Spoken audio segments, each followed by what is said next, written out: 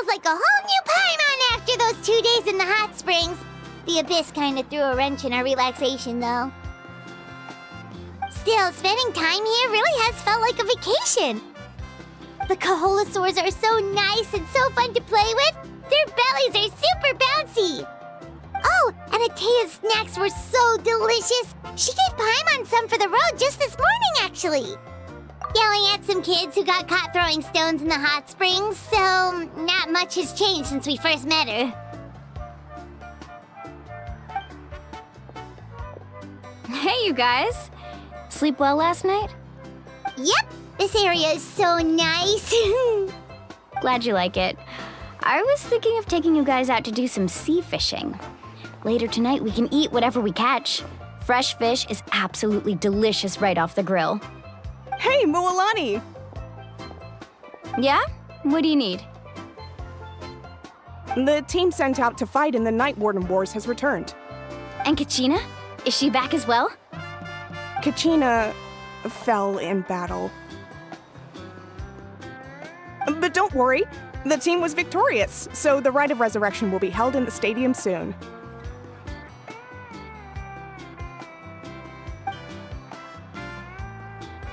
That's a relief. The Abyss is cunning, and it was her first time. Mistakes are bound to happen. Exactly. She deserves to hold her head up high. All right, thanks for letting me know. We'll head out in a bit. Jeez, she sounded a little anxious there. Had me thinking it was bad news for a moment. Mualani, you said the Abyss was cunning just now, but it seems like the Abyss just wants to destroy everything. Like, think about all those monsters that attacked your tribe. If there really was some sort of cunning plan, wouldn't it make more sense to send them to attack Kachina and her small team? Not that Paimon wants them to be in any more danger, it's just... Relax, I get it. The Abyss is difficult to understand, that's for sure. At a glance, it certainly seems like the only goal is total destruction. The Abyss isn't a living entity after all, so what capacity for logic or planning could it possibly possess? But through our long history of fighting the Abyss, we've realized things aren't quite so simple. 500 years ago, the Abyss invaded Teyvat. You know about that, right? That's right. Conria suffered greatly during that time. But so did every other nation in Teyvat. And Natlan was the worst affected of all.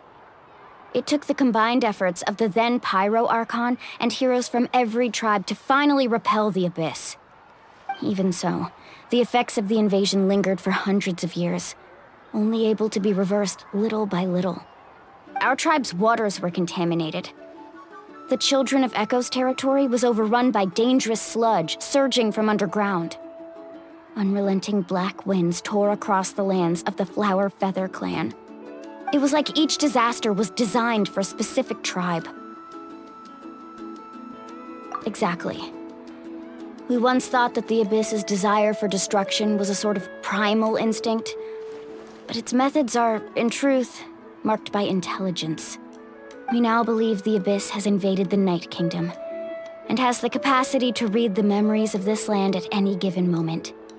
And that's how it became so dangerous and cunning. Almost like it knows you inside and out. Yes, and that's why we've been unable to fully eradicate it, even after all this time. Luckily, the problems left behind by the Abyss have been successfully addressed by the various Pyro Archons we've had over the years. Now every tribe is prospering and things are looking up. I mean, just look at what we managed to do a few days ago. We totally fought them off.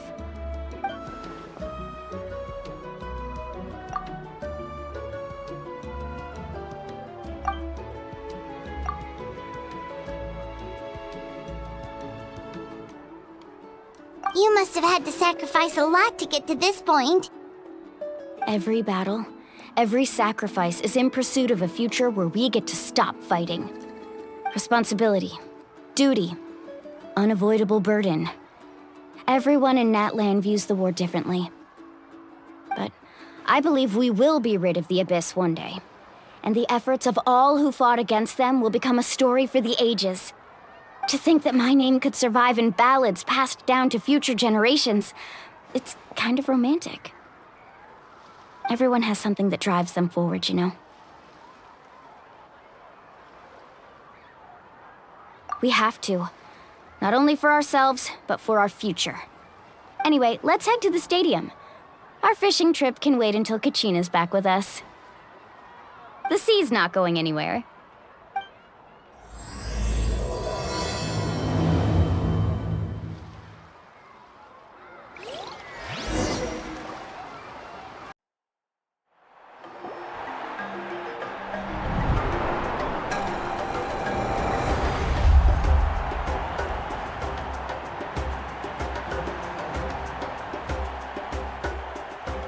Whoa, this place is packed already!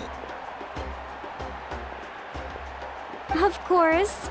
No one's gonna miss out on the chance to welcome our heroes back from battle. It's their moment of glory. Kachina's gonna be so flustered. She's never had this many eyes on her before.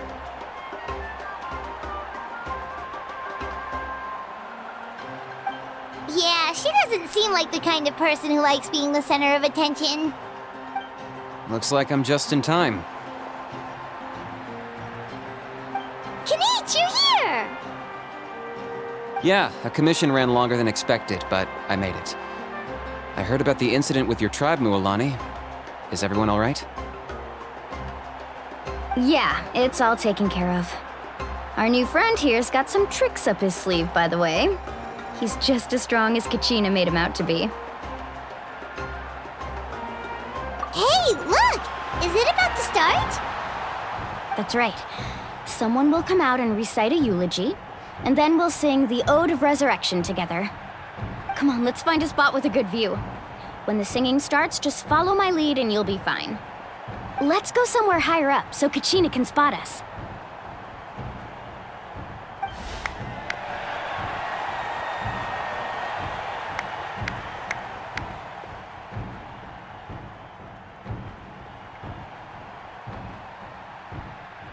Warriors of Natlan, heed the call of life.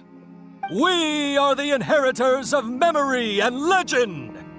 Those who grew alongside sun and wind. Those who forged our own destiny and future. That is Natlan's fire, the lifeblood of our nation.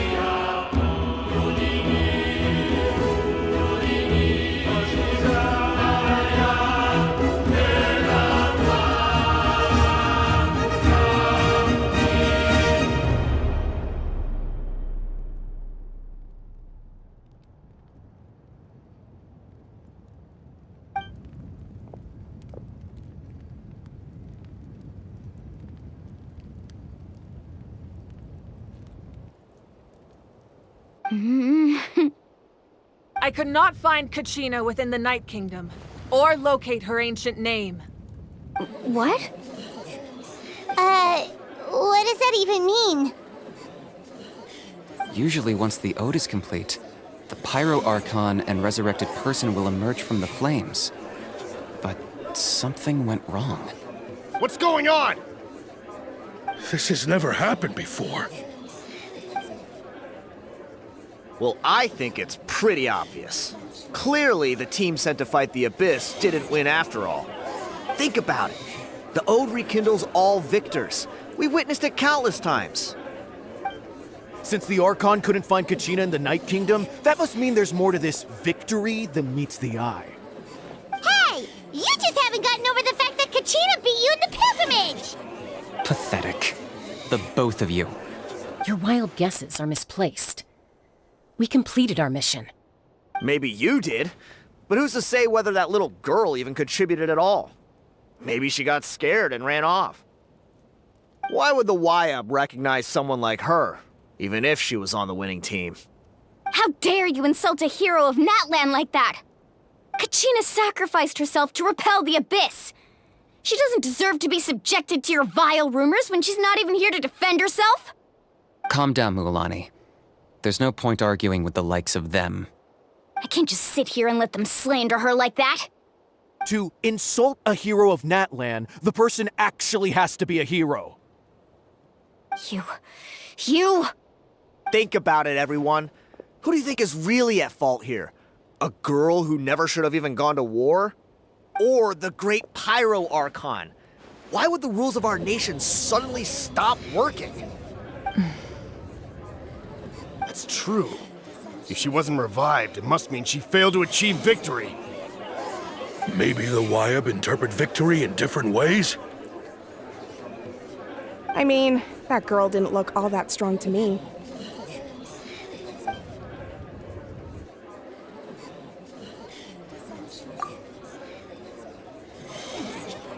Kachina wouldn't have run! That's not like her at all! No, she's been waiting for this moment for too long. No matter how daunting the situation, no matter how scared she might feel, she's always the first person to stand up and face it head on. We don't even know what happened, so don't you dare try to use this as an excuse to vent your anger or slander her reputation. Fine. We'll find out what happens soon enough. Then, we'll see who truly deserves glory. That's enough. There is no doubt about today's victory, or Kachina's part in it. She is a hero worthy of our admiration and celebration. However, the failure of today's ceremony is undeniable.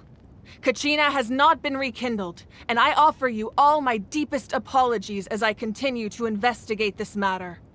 To prevent further casualties, I have decided to suspend the pilgrimage until this matter is resolved. What? No one is all-knowing. No one is infallible, not even myself. But doubt is a means by which we seek the truth, not a weapon we wield against others. I didn't mean it that way, Archon. I just... If there are things you wish to clarify, then ask me directly. Doubt my answer if you wish, but now's your chance. You have concerns? State them. No, of course not. Even though I have said nothing to change your mind, then it would seem the truth never mattered to you at all. That guy doesn't even have the courage to answer the Pyro Archon's question.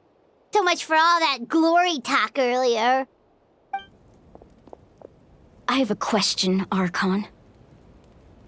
My friend Kachina. Do you have any idea where she is? It's extremely important to me. I know you said you were investigating the situation, but I'm sorry, that's not enough. I've already shared everything I know. If you want to learn the truth and rescue your friend sooner, you should join the investigation. So, what do you say? Of course I'll join. In that case, come see me in the speaker's chamber. We should join them. Oh, and if it's not too much trouble, could you drop by as well, Traveler? I'd like to have a chat. Rest assured, everyone, I'll keep the tribal chiefs informed on the progress of the investigation. Once again, I apologize for the outcome of this ceremony. If there are no further questions, let's part for now. Did she just ask us to come along? I believe she did. Let's go. I'd like to know what's going on myself.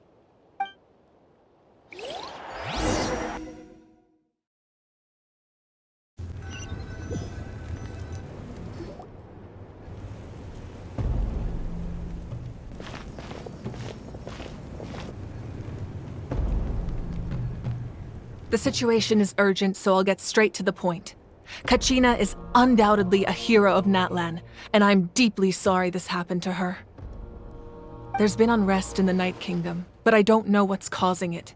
As a result, I've been unable to track down her location. Until we find and address the cause of the unrest, the Ode of Resurrection will continue to be ineffective. And that means Kachina won't be able to come back? That's correct. Not until the problem with the Night Kingdom is resolved. How long will that take? It's hard to say. Kachina always dreamed of fighting the Abyss, of doing her part to defend Natlan. She wasn't afraid of death because she knew, if it came down to it, the Pyro Archon would be there to bring her back to life. Whenever we sat down together, exhausted from training, she would always hum the Ode of Resurrection. She was supposed to come back to us. We were supposed to hug her and celebrate with her and share her joy. We supported her every step of the way, but what are we supposed to do now? Sit peacefully and wait for her return? Lose ourselves in grief over her death?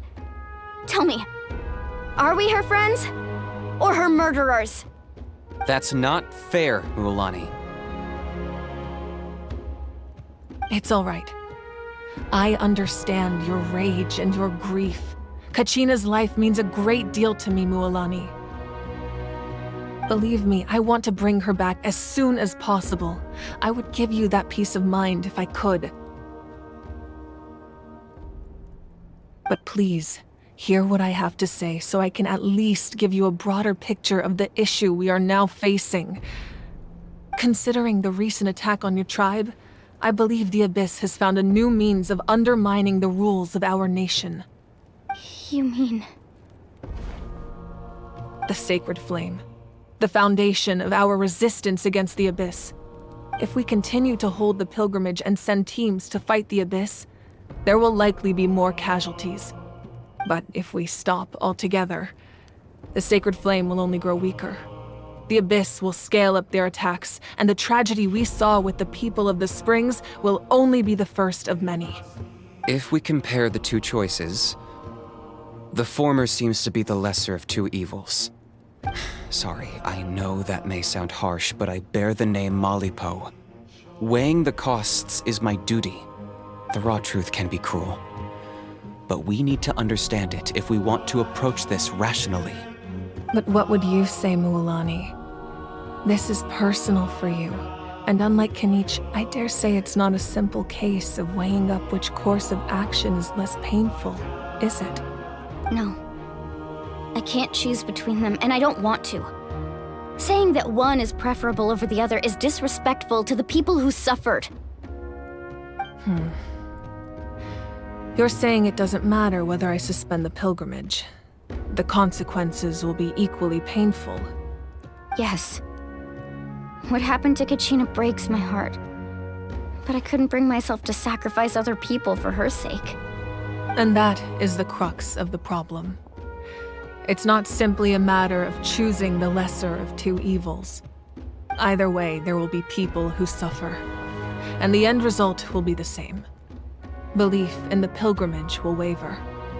Once doubt has crept in, the people will no longer unite in battle against the Abyss. And that is exactly what the Abyss wants. Their ultimate goal isn't to break the rules that make the Ode of Resurrection work. It's to destroy the people's faith in them. To prevent what happened to Kachina from happening to anyone else, we need to suspend the pilgrimage. So that is my current plan. And in the meantime, I've made efforts to strengthen each tribe's defenses. Then, we have to find another way of strengthening the Sacred Flame to keep the Abyss at bay. This won't be easy. I'll need time to figure out the best approach. I understand your anger, Mualani, but I hope that provided some clarity at least. Wow. Hyman thought things were gonna get heated for a second, but the Pyro Archon took the time to explain everything so patiently. I owe you an apology, Archon. I let myself get carried away earlier, and I'm sorry. You're right. We need to focus on finding solutions. We could always hold the pilgrimage without sending a team to fight in the Night Warden Wars. That way, we would still be able to fuel the sacred flame.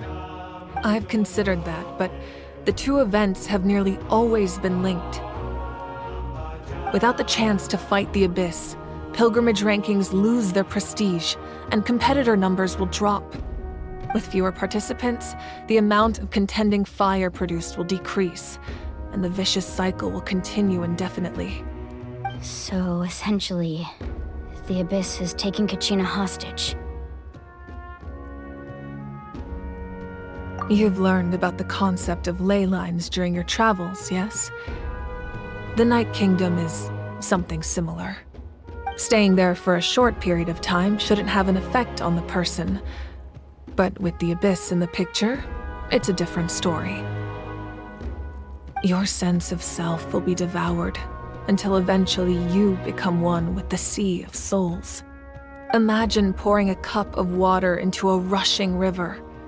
You can try to scoop up another cup, but there's no chance it will be the same water you had before. I won't sugarcoat it. That is the danger Kachina is currently facing. Just like you said, Archon. Both of these problems need to be addressed. You can focus all your efforts on dealing with the Sacred Flame. I will go search for Kachina.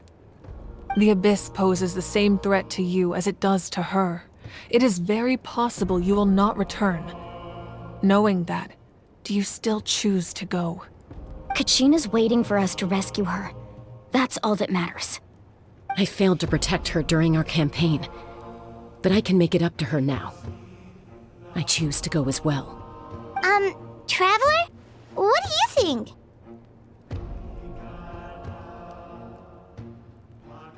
Understood.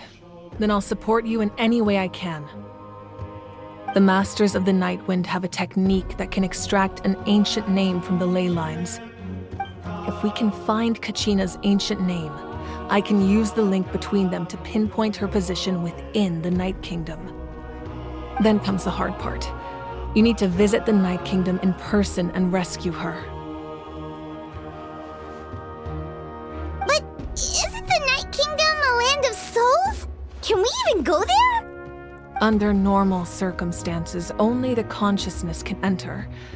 But there is a way to go there in person. However, know that the Night Kingdom will attempt to repel you, and the Abyss certainly won't leave you be. That's fine by me. Same here. Fighting the Abyss is nothing new for me. So, Paimon's the only one who's scared? Well, if you're going, Traveler, Paimon's going too. Lali of the Masters of the Nightwind once created an artifact that can be used to communicate with the Wayab. We call it the Spirit Speaker Stone.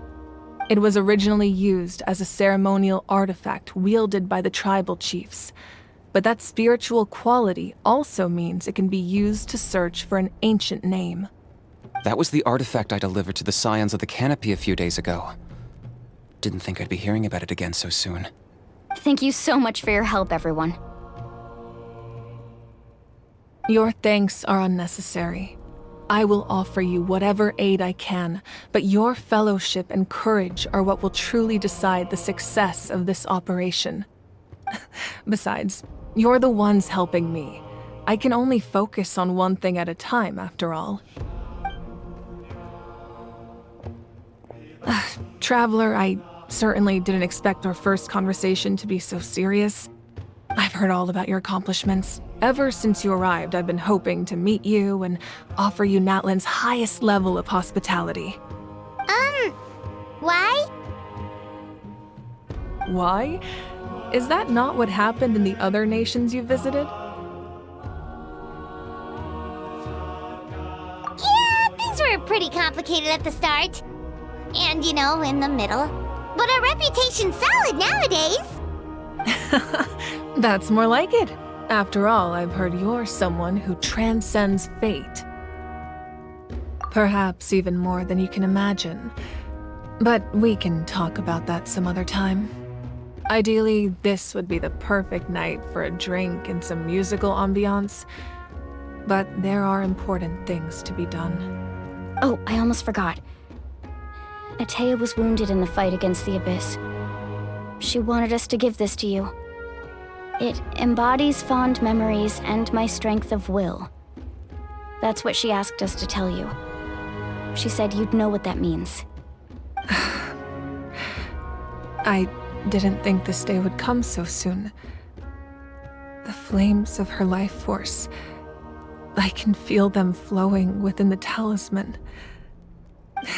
If things were different, the two of us could have enjoyed the hot springs together while she gave this to me in person. We're supposed to be hot spring buddies after all. But don't worry. This talisman means a great deal to me. I'll take good care of it, and once this is all over, I'll pay Atea a visit.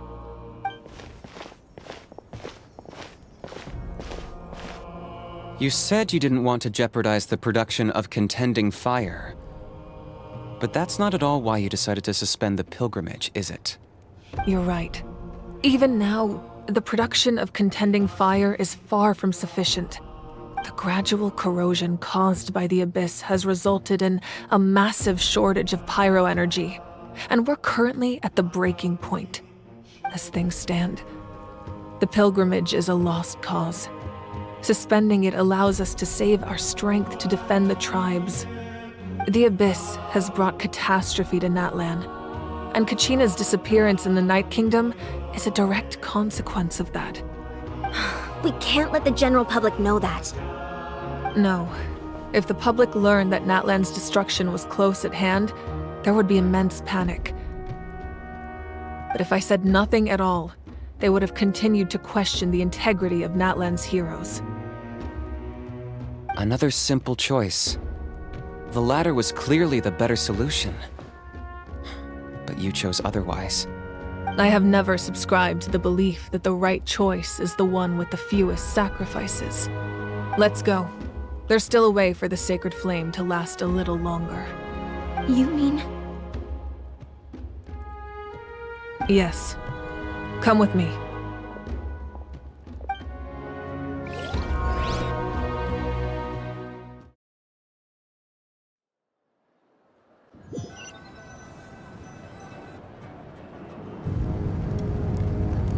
The sacred flame must never go out.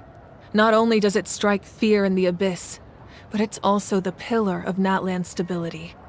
So until our heroes are ready, I will sacrifice my power to keep it burning. But that can only last so long. I think we should focus on the remaining ancient name-bearers. Don't let desperation cloud your judgment. Those chosen by the Wayab have already embarked on their destined path. It is for them to decide how that journey ends, not us. All we can do is support them. Even so, for you to make this sacrifice, it's not right. If not me, then who? No other is capable of sustaining the sacred flame. I possess great strength, but I'm not above my people. This is part of my duty.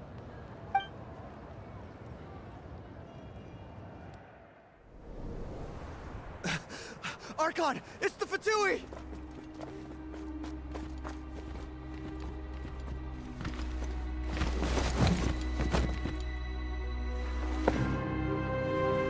The Archon of Natlan.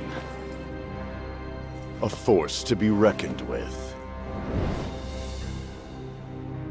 The secret of the ley lines is no secret to me.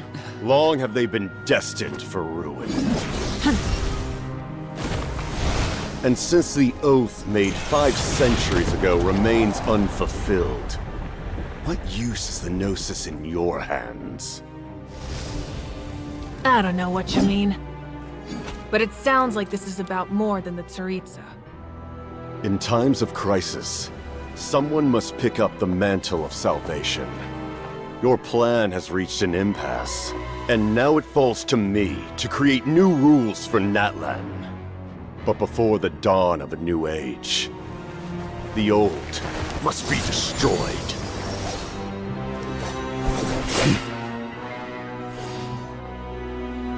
I assume that's the end of your speech? Good. People like us. Let our blades do the talking!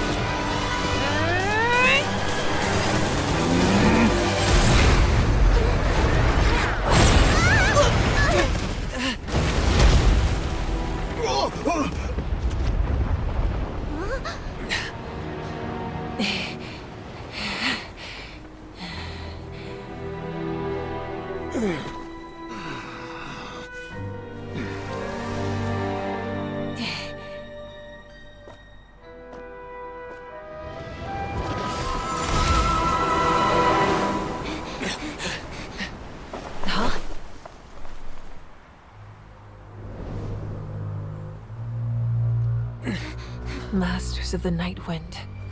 Send word. The captain and his followers must be apprehended.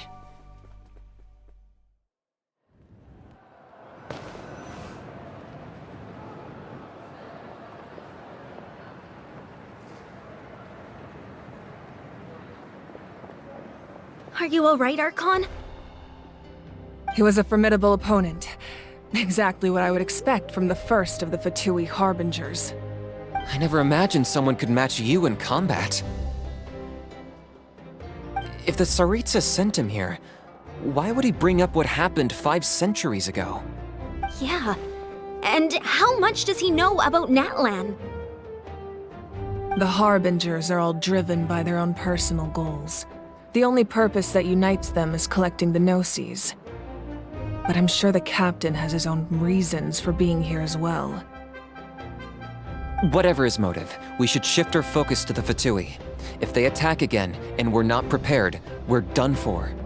No, we're running out of time. The wound I inflicted should hold him back and weaken him for the time being. Besides, I'm sure you noticed, the power that came to his rescue just now came from the Masters of the Night Wind. In other words, there are traitors among us. Not necessarily. This could prove to be a very valuable turn of events. When we exchanged final blows, I sensed an unusual presence within him.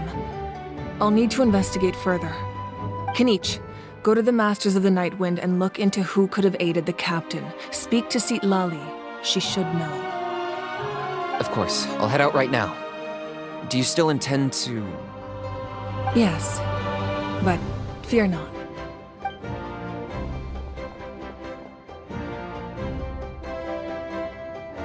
Natlan's strength has never rested solely in its Archon.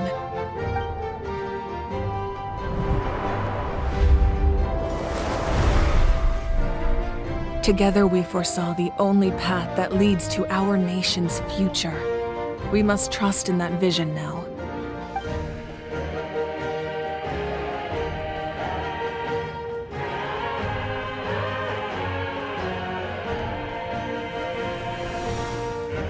Is everything okay, Archon?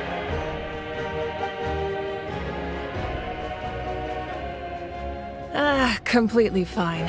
Just lamenting the fact that I never got a picture when I could still turn my hair into flames. Too late now. I just hope the others have a safe journey.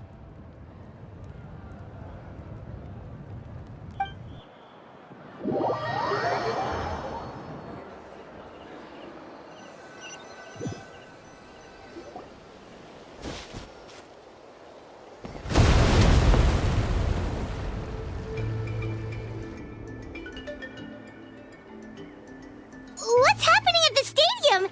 Did something explode? It feels like the Archon unleashed her power. She must be fighting a formidable opponent. Should we go back and check what's going on? Have faith in the Archon. She wouldn't lose in a one-on-one confrontation. Once we find Kachina's ancient name, we'll head right back. Okay, let's just keep climbing. Paimon really hopes nothing goes wrong.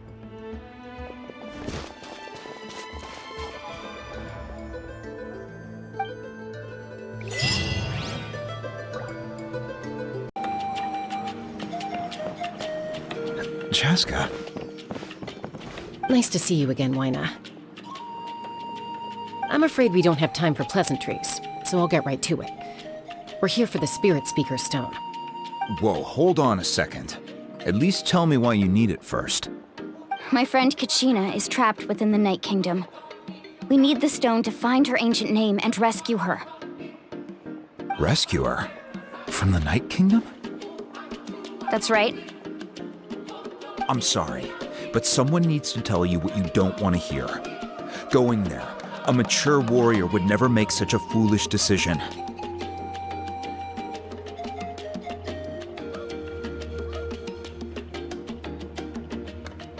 The nature of battle is unpredictable. You never know how it's going to end. Losing a friend is tragic, but when that happens, the best thing you can do is focus on how to prevent further casualties. I appreciate what you're trying to say, Chief Wyna. But if the price of maturity is abandoning a friend in need, I'll choose foolishness any day. If Kachina's still holding on, then so will I. I thought you might say that. Is something wrong, Wyna? This doesn't seem like you. Life isn't complete without taking risks. That's always been your mantra. It's nothing. The Night Kingdom is a dangerous place. Can't blame me for checking if you were up to the task. If you're that determined, far be it from me to stop you. Here's the stone. Keep it safe, okay? It's not like we have a spare. Thank you. Huh. Seems like you two go way back. But aren't you from the Flower Feather Clan, Chaska? Oh, Chaska's a peacekeeper, so she's famous throughout the tribes. She's always the one people call to resolve conflicts, so we slowly got to know each other that way. Her younger sister Quichi's always hanging around our tribe, too. She's helped us out a lot in the past. Oh, you have a younger sister? Yes, I'll introduce you to her sometime. But let's get back to business. Wyna, how do we use the stone? As you probably know, your intended destination is completely different from the real world. The Night Kingdom is like a river flowing with concepts, and the ancient name you seek is like a tiny fish swimming downstream. In that sense, the stone is like a fishing boat drifting down the river, but the boat alone isn't enough. You need a fisherman experienced enough to steer it in the right direction. We couldn't do that ourselves? With a little practice, I'm sure you could. You have the strength and the talent. If you want to make sure this works, though, I could recommend someone to you. Who?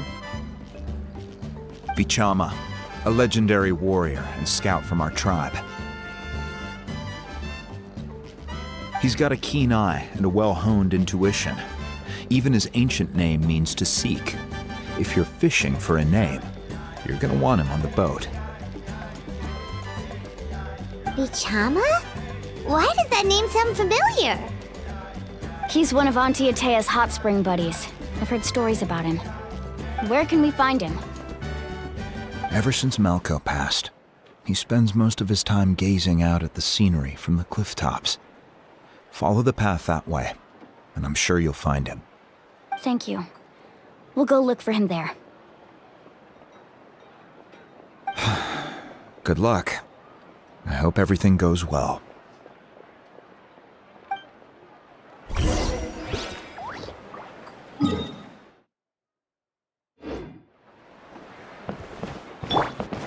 Yeah! Skyward! Scatter! In the sky, too, while we're at it. Someone admiring the scenery from the cliff tops. Ah! That must be him! Hello there, are you Vichama? That's me. Did you need something?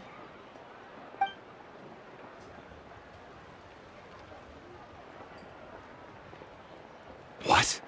You're saying you can bring someone back from the Night Kingdom? How is that even possible? No, if you really think about it, anything's possible in that kind of place. But that would mean... Are you okay? You don't look so good. Everything's fine. I'll help you, but I do have a small request. After I help you find Kachina's ancient name, I want to use the stone to look for my friends as well. Your friend? Oh, why not mention someone named Malco? Is that who you're talking about? Yes, but I'd rather not get into it if it's all the same to you. That's not a problem. We agree to your request. Yeah. Since you're helping us find Kachina's ancient name, it's only right that we return the favor. Then we're agreed. Can I have a look at the stone?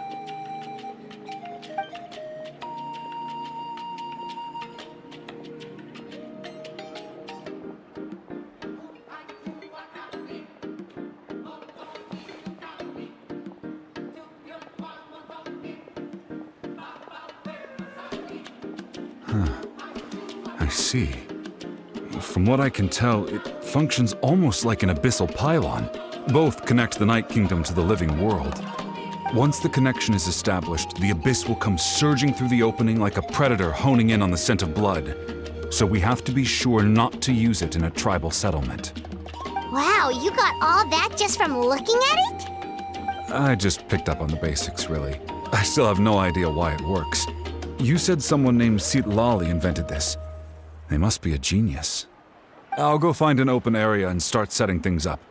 In the meantime, I need you to get 2 things for me. We'll go right away. What do you need? First, I'll need some hook ropes. Pretty much every store around here carries them, so no need to go anywhere special. Oh, and I need to build a net out of them, so make sure you get a good amount. Wait, are you saying you're going to use a real net to catch Kachina's ancient name? How does that work when one's tangible and one's not? By creating something tangible in our world, like a net, we can create a connection to a corresponding concept in the Night Kingdom. Basically, I'm going to use the concept of a net to catch something equally intangible, an ancient name. Oh, I see. What about the second thing you needed? Right. I need 2 chunks of obsidian. Once we bring the ancient names into our world, we'll need a place to store them. Normally, you can only get obsidian from the Children of Echoes, but I heard there's a traveling merchant from that tribe around here somewhere, so maybe you can try your luck there. Gotcha! All right, let's split up. See that clearing? Let's meet over there when you're done. Oh, and you can send someone with me if you want. In case you're worried I might take the stone for myself. What do you think, Chaska? There's no need. Lena spoke highly of you. That means you're trustworthy. I appreciate it, even though that doesn't mean much to me anymore. Anyway, it'll take some time to set everything up, so no need to rush. I'll see you in a bit.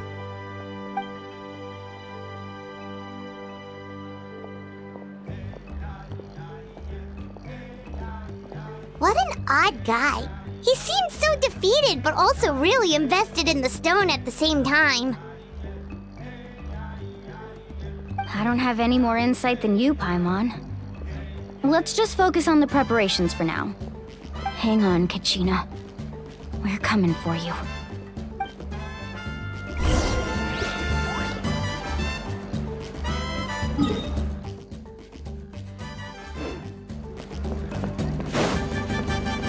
Yeah! Skyward! Scatter!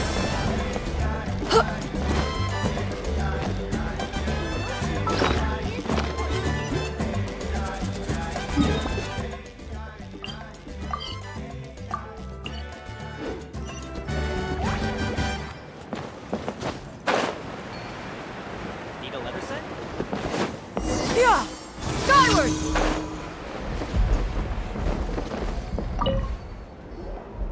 Hello. Do you have any hook ropes for sale? Hook ropes? As in rock climbing equipment? Yes.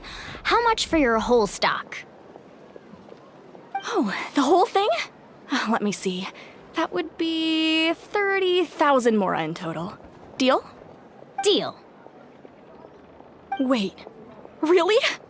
What, you want me to drive down the price? We just need these as fast as possible. Thanks. Oh, no problem at all.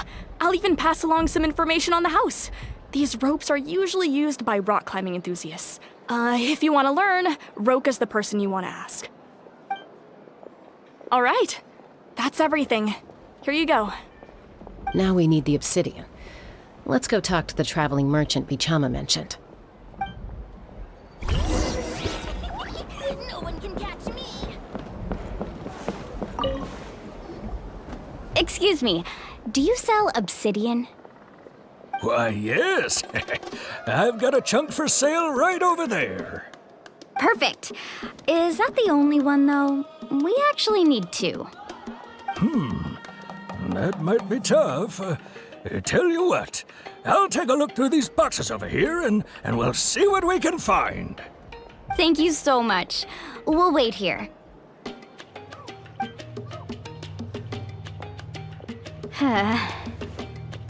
Relax. Everything's going according to plan. I know, it's just... I could tell Vichama feels the same way about his friend that I do about Kachina. I hope this chunk of obsidian isn't the only one. Kachina always carries all sorts of shiny stones with her. If I was the one trapped in the Night Kingdom, she'd have a whole pile of obsidian ready in a heartbeat. Well, would you look at that? I did bring an extra. Here you go, young lady. How does it look? Perfect! Thank you. How much do I owe you? If you hadn't shown up, these stones would have just sat here collecting dust. I'll take 3,000 mora for both. Here you go. By the way, I heard you mention Vichama just now. You running an errand for him, then? How's he doing? Malco's been gone for 5 years now. It's about time he started to move forward. Do you know what happened between them? I heard about it in passing while I was out drinking one night, but I don't know all the details. Vichama and Malco grew up together, and even made a name for themselves together. Malco was an amazing fighter, capable of knocking out multiple opponents in a single hit, while Vichama excelled at scouting and analyzing the battlefield. The two made an excellent team, and managed to beat back the Abyss several times. 5 years ago, they both emerged triumphant in the pilgrimage, and were placed on the same team to fight the Abyss. But on the eve of battle, the Abyss launched an attack on their tribe, and Vichama suffered an injury to his leg while attempting to rescue someone. Then what happened? The team agreed that he couldn't fight the Abyss in his condition. Vichama didn't argue. He knew going to the front lines with an injured leg would make him a burden in battle. So they raised the issue with the Pyro Archon, and she agreed to let him stay behind. It's just... Melko and the others ended up facing hordes of abyssal monsters in numbers that far exceeded anyone's expectations. The team made an error in judgment, and they fell to the onslaught. Vichama went into a deep depression after that. He blames himself for everything. Oh, you're not wrong. But it's possible he chooses to blame himself. Not because he did something wrong, but because he wasn't able to do anything at all. I've tried convincing him to move forward, to stop dwelling on the past. But the shadow of Malko's death hangs over him still. The Abyss has caused so much suffering, and some wounds never heal. I wish there was something he could do to make himself feel better. But, anyway, that's the gist of it. Maybe you could help him talk things through sometime. I would really appreciate it.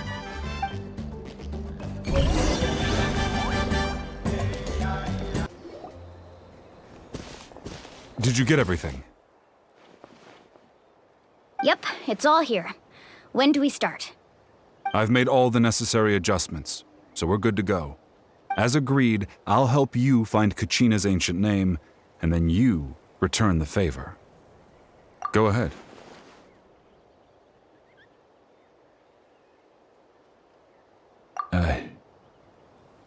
Yes.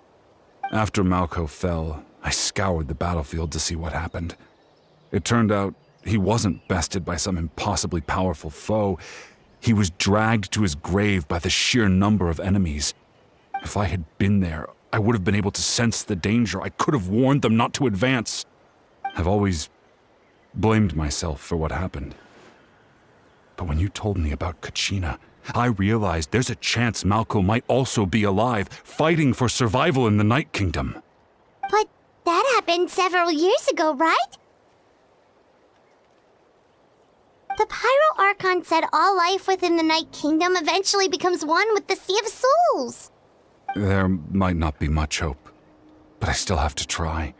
Malko and I promised each other, even if we never managed to root out the Abyss for good, we would fight together until the end. All right, let's get to it. I'll start searching for the conceptualized version of Kachina's ancient name. If you see any fragments scattered around the area, please collect them.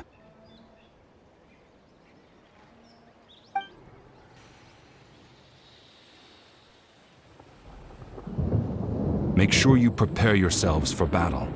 As I said, the stone will link the mortal realm to the Night Kingdom. The Abyss will likely emerge in response. Look at that golden thing. It must be one of those fragments Vichama mentioned. Let's get closer.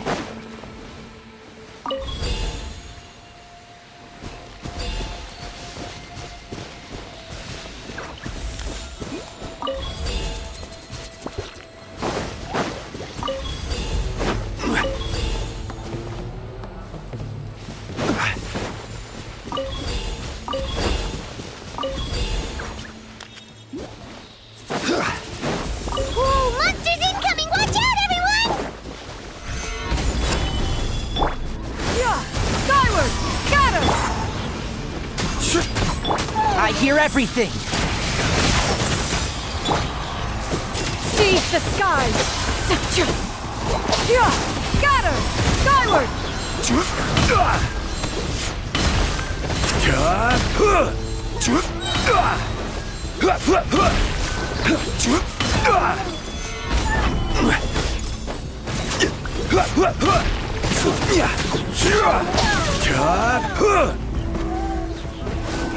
I will have order.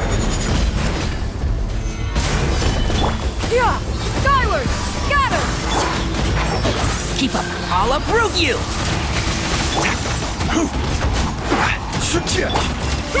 Make way for the Adeptus! Skyward!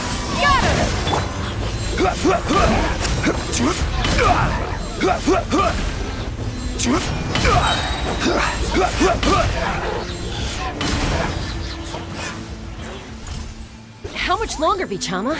Not long! We're getting close!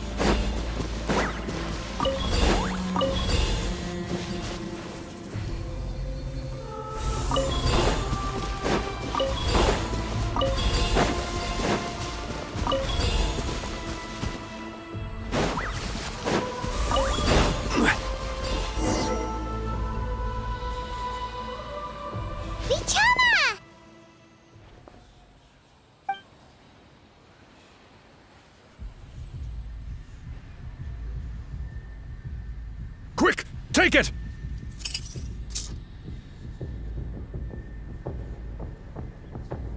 I found Kachina's ancient name. Hang in there, Malco. Just a little longer. Something's not right. The power of the Abyss is getting stronger. The Abyss is corroding his body.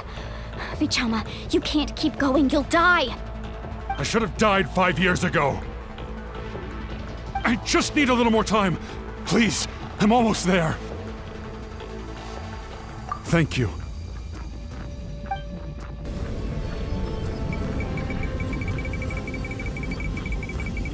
Whoa, watch out! The power of the Abyss is strong.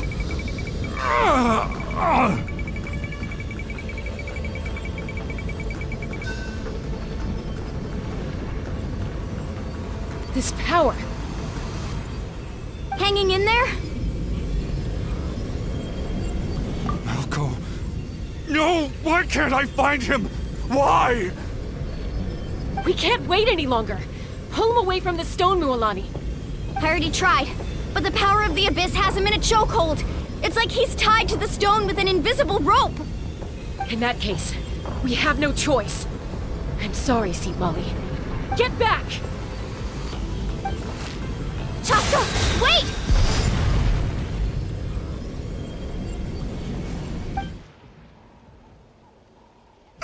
Ouch! What happened just now? It looked like the Spirit Speaker's stone was... The stone's power was spiraling out of control. The only way to stop it was to destroy it. You were all caught in the shockwave of the explosion. You might feel dizzy for a while, but that's normal. Give us a heads up next time, will you? You're lucky we managed to dodge it in time. I thought I said to get back. Yeah, barely a second before you made it go poof. Not everyone has your reflexes, Chaska. We were this close to getting dragged into the explosion. Okay, I'll be more careful next time. At least Kachina's ancient name is still in one piece. Wait, where's Vichama? Vichama! Vichama! I couldn't find Malco's ancient name. It must be completely gone by now. Once your ancient name disappears, there's no coming back. From the very beginning, I knew there was a slim chance, but still. And now... it's too late to save him. From the minute he left that day, it was already too late. Vichama. I'm sure he's heard enough condolences over the years. Let's just give him some space. Huh? What's that in your hands, Vichama? It looks like something's glowing! Huh? This is...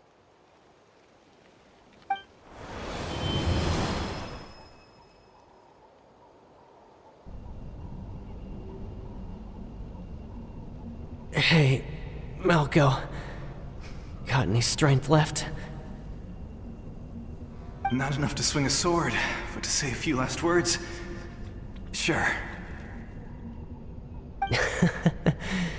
Too bad. No one will get to hear them. I never thought I'd actually die on this mission. Not that I'm afraid to die. It's just... hard. Thinking about my mom's face when she hears the news. Guess I have something to be thankful for then. My parents died a long time ago. They won't have to mourn me.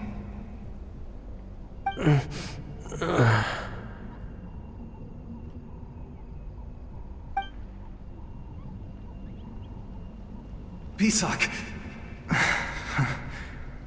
Always had to beat me at everything, didn't you? Right to the end, you were never one for goodbyes. Maybe you're right. Maybe no one will get to hear our last words. But just in case... Vichama, I'm so glad you didn't come with us. Don't be sad. Just keep on living. For the both of us.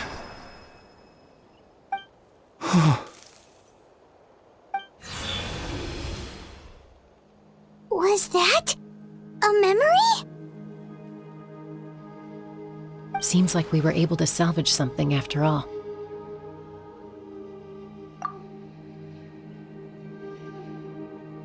Of course. Seeing him, hearing his voice again, it makes me unbelievably happy. But it also brings with it an even deeper pain. A deeper pain? Why? Malco was always the type to put on a brave face. But in that memory just now, his hands were shaking, and his smile was forced. For all these years, I regretted not being able to fight alongside him to the end. And now I know, at the end of his life, he was thinking the same thing. Vichama. I'm fine. Actually, I heard Chief Wyna wasn't really on board with your plan to go to the Night Kingdom. When you asked for my help, I hesitated too. I knew helping you find your friend's ancient name meant leading you one step closer to danger. But I also understood why you had to try.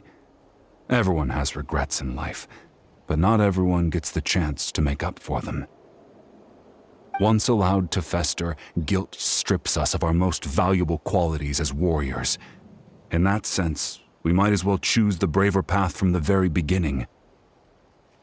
If I could do it all over again, I would have followed Malco to the front lines no matter what. Even with an injured leg, there were still things I could have done. That way, even if the outcome stayed the same, I still would have fought alongside him to the end. There are critical junctures in life, and if you don't seize the chance to act, there's no going back.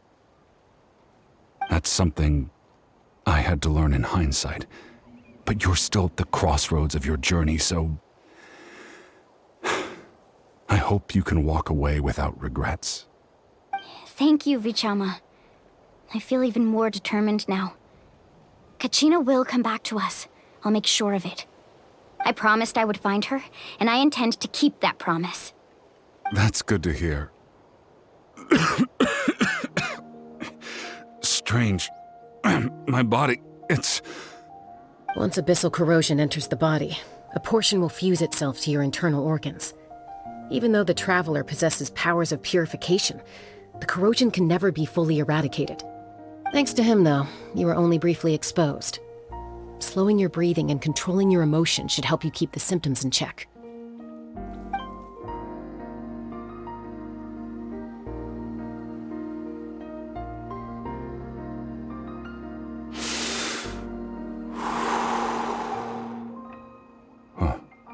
That does make me feel better. You seem very knowledgeable about all this. Just speaking from experience, that's all. Anyway, we've recovered Kachina's ancient name, so we're off to a great start. Let's get Vichama back to his tribe and tell Wyna the good news. Oh, and apologize for destroying the Spirit Speaker Stone. We had no choice, though, so he'll probably understand. Right?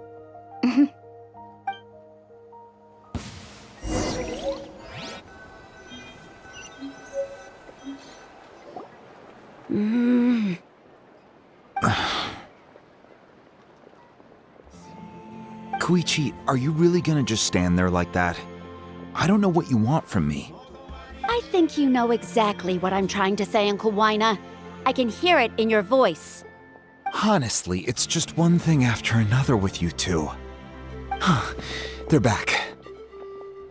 Koichi? What are you doing here? Don't play dumb with your own sister. You know exactly why I'm here. My apologies, everyone. I just need to borrow Chaska for a few minutes. You come with me.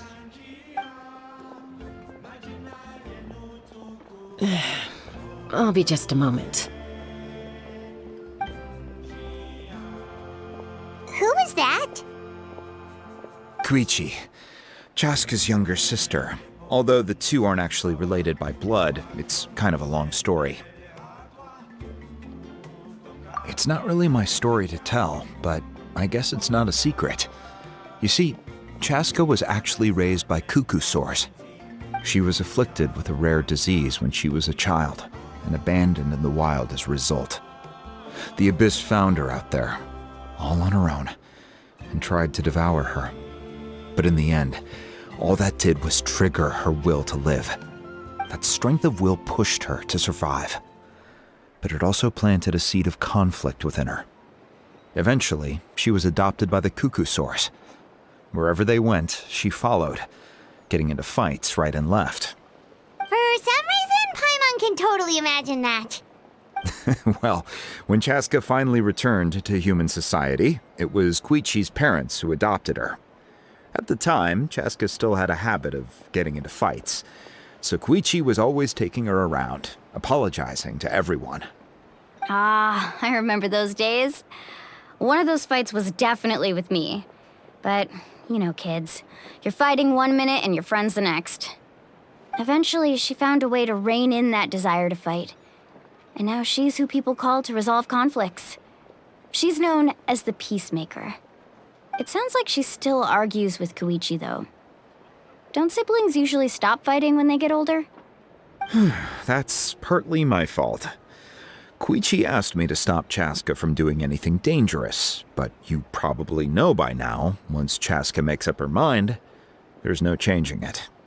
Oh, I get it. No wonder you tried to talk us out of going to the Night Kingdom. Chaska even said that wasn't like you. I'm all for your adventure. You need to take risks when you're young, because by the time you're my age, you couldn't attempt something like that even if you wanted to. Better try now than live with regrets later. That's what I say.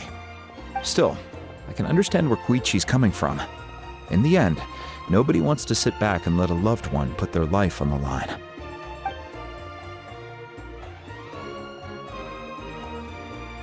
All right, it's just the two of us now. You have 1 minute to explain yourself. I don't have anything to say.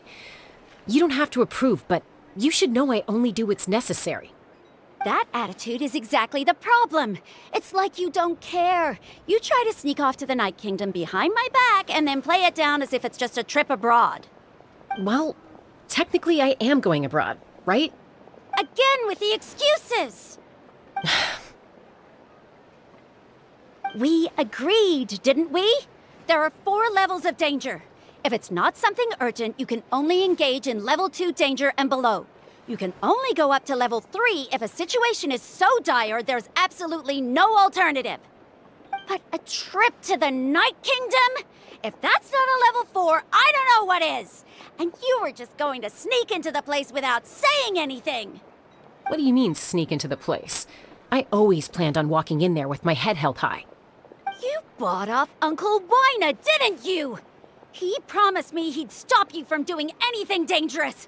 Oh, it's like he didn't even try. You feel like he went back on his word. What if I told you my mind was made up, and there was nothing he could have done? Not even by force. Oh, I knew it! So he did try to say something, but you didn't listen. This is important. If you were in my shoes, you'd make the same decision. You don't know that? I'm a doctor, and I handle logistics. If you're going to waltz into a dangerous situation where you could lose control at any moment, it's my duty to say something. All right, whatever. Anything else? What do you mean, anything else? Why don't you reflect on what you've done and promise me you'll stay put? Time out. Is this one of our normal arguments or a serious one? Chaska, does it sound like I'm joking? Then, you need to know something.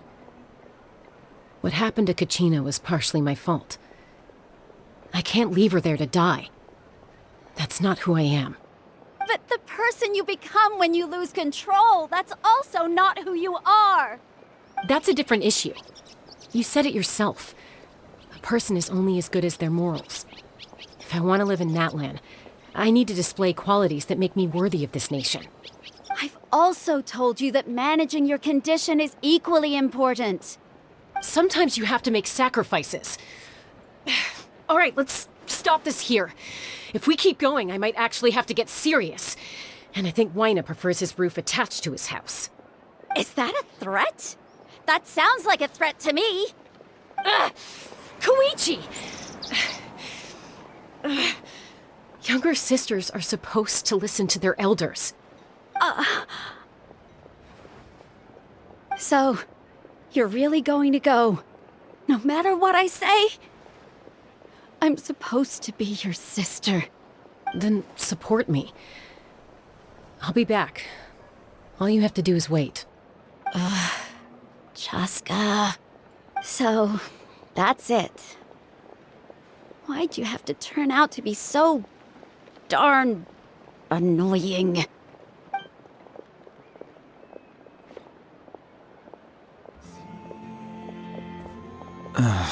You two are something else. Something you wanted to say? I know you aren't related by blood, but you two sure are similar. Really? You know, I said that very thing to Koichi not too long ago, and she reacted the exact same way, down to the very tone of voice. It's not my place to get involved, but I will say this. Try to spend a little more time with your sister. You're tough kids. That doesn't mean you have to go it alone. Thank you. Anytime. All right. If you're done with the Spirit Speaker Stone, you might as well hand it over. According to Kinich, it's an important ceremonial artifact, so it'd be safer to keep it with me. About that. If only Tone Deaf Bard was here, he could have repaired it just like the Holy Liar. It might be in a few more pieces than you remember. Huh?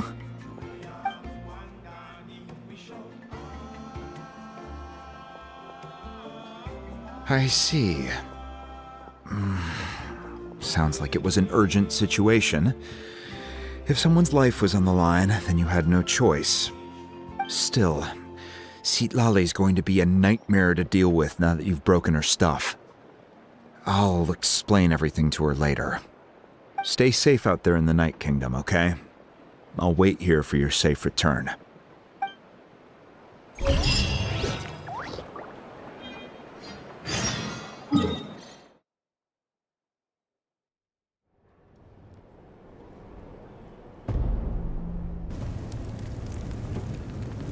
We're back! We found Kachina's ancient name, too!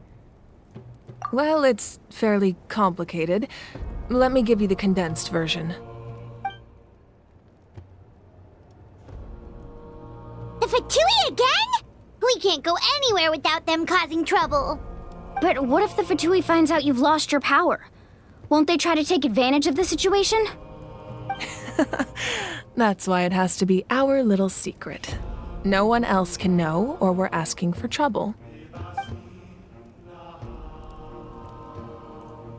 Look, I wish I could offer you some sort of consolation, but I won't lie to you.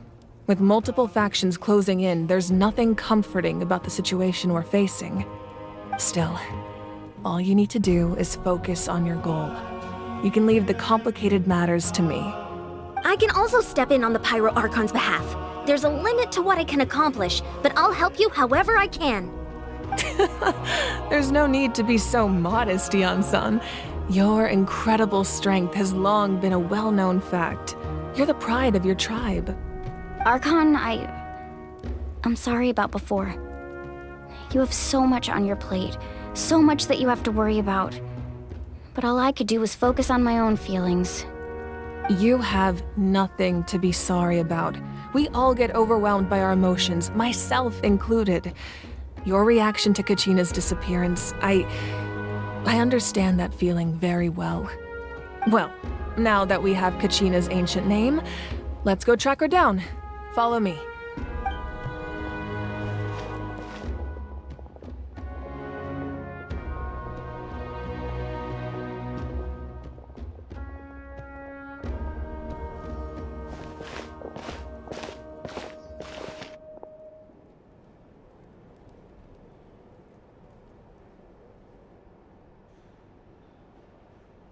What is this place?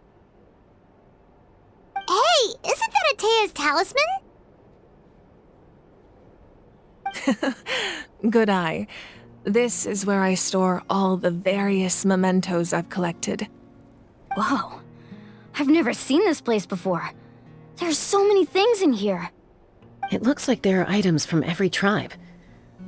Collecting them must have taken a lot of effort. I suppose you could think of it as a hobby of sorts. In Natlan, everyone grows up listening to the stories of heroes, and physical items do a far better job of preserving those stories than our own memory. Now, I still have some preparations to make for the ceremony, so feel free to take a look around in the meantime. If you're curious about an item, I'm more than willing to tell you about its origins. All right, we'll have a look.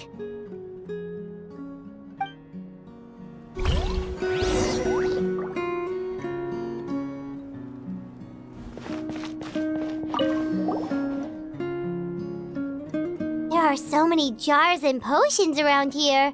Do they have anything to do with alchemy? No, those belong to the Masters of the Nightwind. They're ceremonial tools used to amplify the ability to communicate with the Night Kingdom and the Wayab. Yamaya is an expert in this field, and she taught me a lot. Even though she appears stoic and serious, she actually has a keen sense of humor. The tools you see here are quite traditional. Her students found them outdated, so she passed them on to me. The contents of the jars aren't all that special. Oh, except the big jar in the middle. That's what she really wanted to give me. Ooh, must be something really cool. What's inside? Grape juice. Huh? It's quite tasty, although probably expired by now.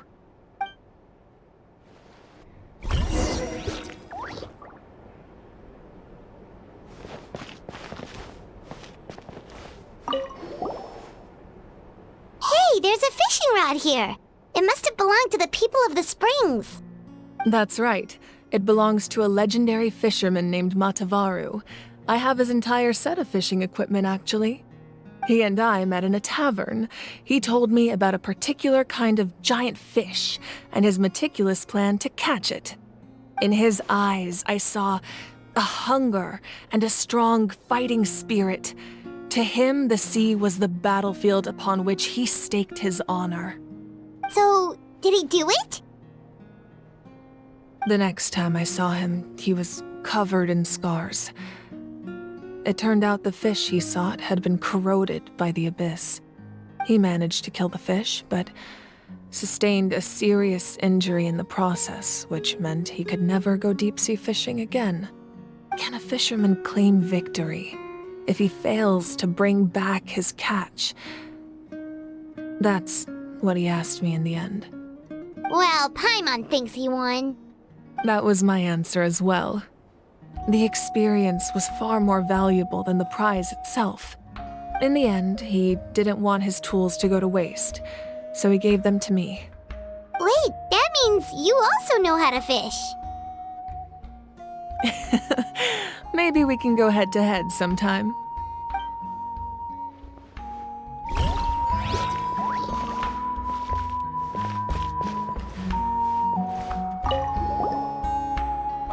Whoa, that belt is bigger than Paimon's head!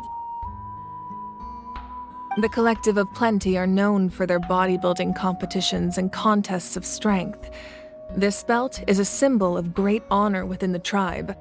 The association with strength might also have been the reason the original belt was extremely heavy. It was difficult for even two people to lift. And even if a warrior had the strength to put it on, wearing it for any length of time would still leave them gasping for breath. Sounds like it. So the owner of the original belt, Kitera, commissioned a craftsman to make a copy identical in appearance but far lighter in weight. That is the belt you see before you. He would often wear this version when training in order to protect his waist. Or he made a lighter version so he could wear it all the time and show it off.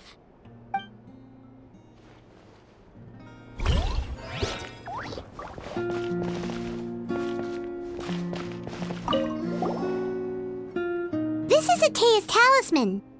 I'm sure you're familiar with this one already. Atea was rarely ever without it.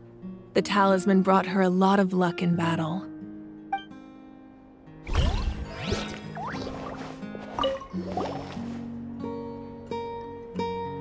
The powder still needs some time to settle. So let's wait a little longer. Well, what do you think of my collection? Do you feel like you have a better understanding of Natlan's culture now?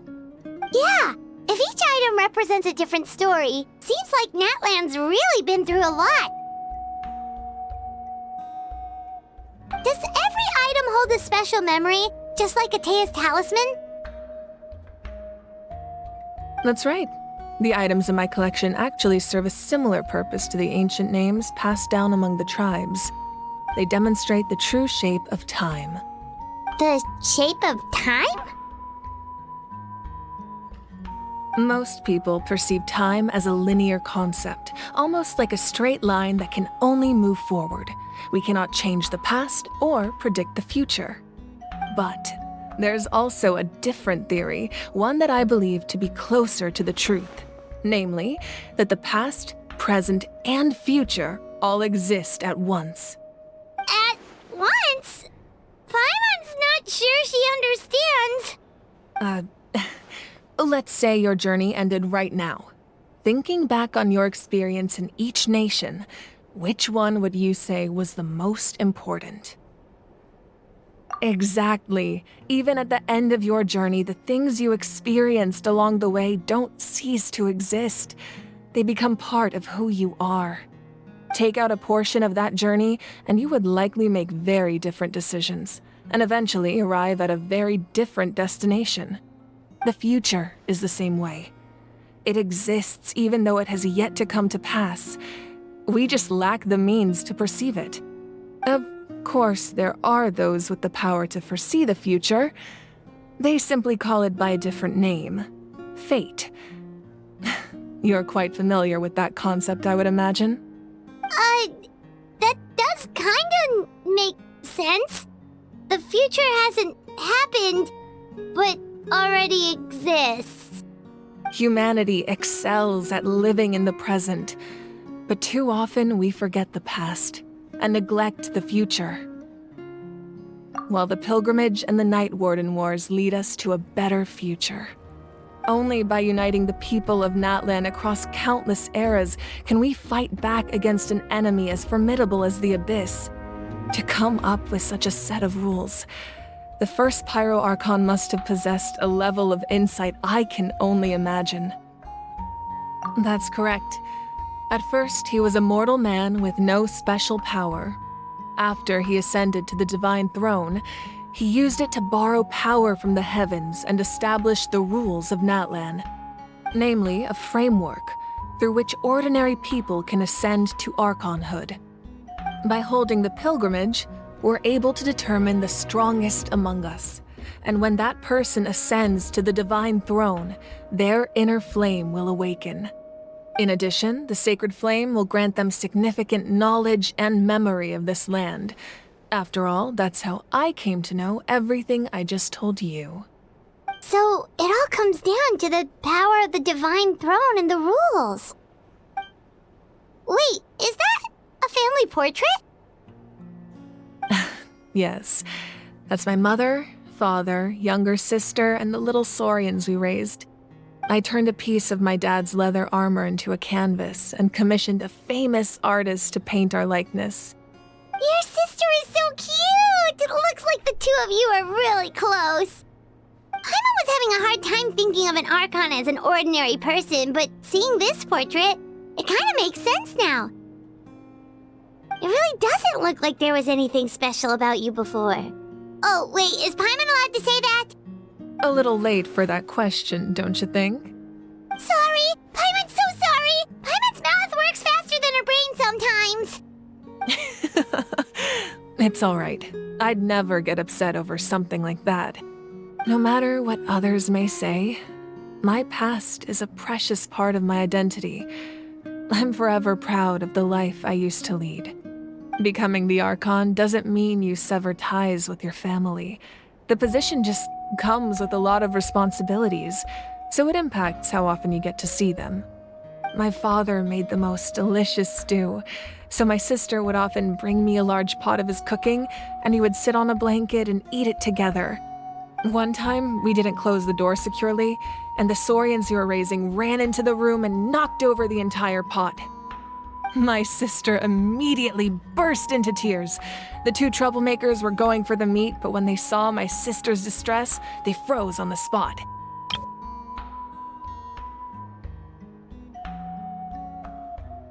I still remember the way they laid there, sulking like a pair of children, even after making such a mess. It was frustrating, but in the end, all I could do was comfort my sister and move on. Wow. Isn't that what being a family is all about? I think about that story a lot, actually. As the Archon, I made a vow to defend this nation, and experiences like that, they remind me exactly what I'm trying to protect. Well, what happened after that?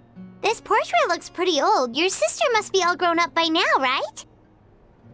I believe she ended up working as an architect and artist. She built many houses and crafted many beautiful works of art.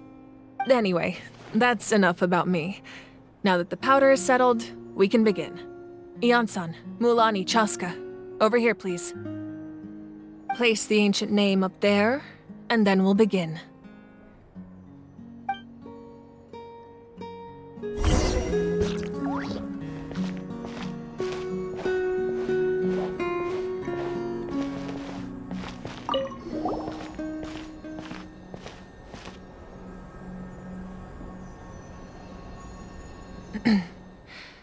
Surely as the echoes of life resound through heaven and earth, so too shall our stories remain eternal.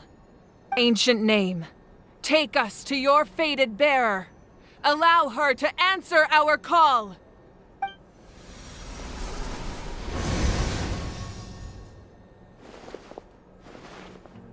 Am I hallucinating again? Kachina! Are you okay? Huh? I'm not seeing things, am I? Is the Abyss playing tricks on me again? It's okay, Kachina. It's just us. We're trying to find a way to bring you back. Everyone, you have to listen to me.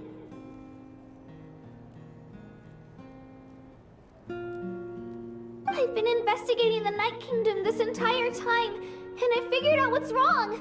The Wyab is being affected by the Abyss. I was waiting for the Wyab to send me back, but then this really strong monster came in and it almost killed me.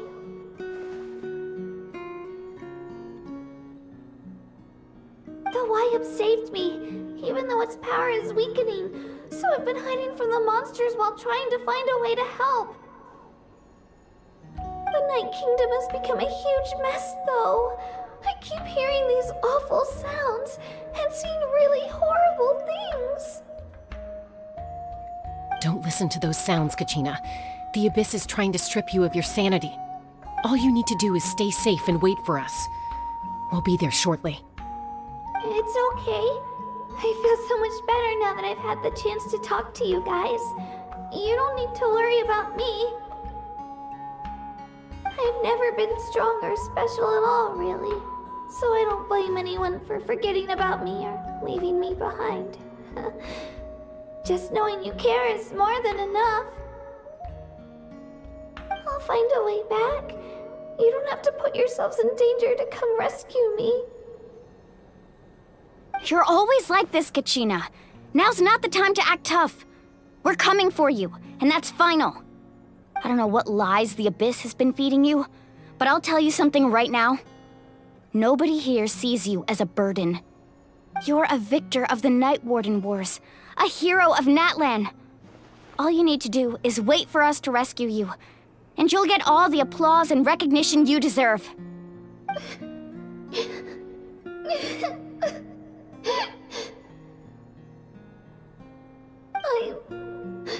I'm really scared. Everything's so dark and creepy here. And I want to go home. Still, I don't want you to put yourselves in danger because of me.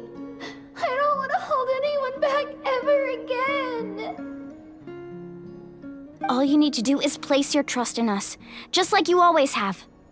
No one fights alone. We're not leaving you behind. Not ever. Yeah, we're so close, we can't call it quits now!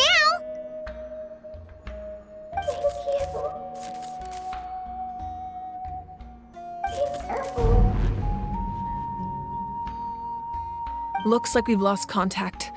Now comes the most dangerous part. You have to traverse the Night Kingdom in your physical form. This entrance to the Night Kingdom was left behind after an abyssal invasion. Even a brief amount of time inside could expose you to corrosion. I know. I'm prepared for that possibility. All right, then I wish you all the best. I'll tell Koichi to be ready just in case. She's very experienced in dealing with abyssal corruption. That face you just made. Don't tell me you two got into another argument. No, I just feel bad for creating more work for her. I'll go with them too, Archon. The more people, the stronger the party. Thank you so much for your help, everyone. It really means a lot that you're willing to brave these dangers with me. And there's no time to lose, so let's get going. Now that I've lost my power, I won't be able to provide much practical support. But I can still keep an eye on the situation from here. Eon-san, I know it's unlikely, but if you encounter a situation you can't handle... That won't happen. I hope not.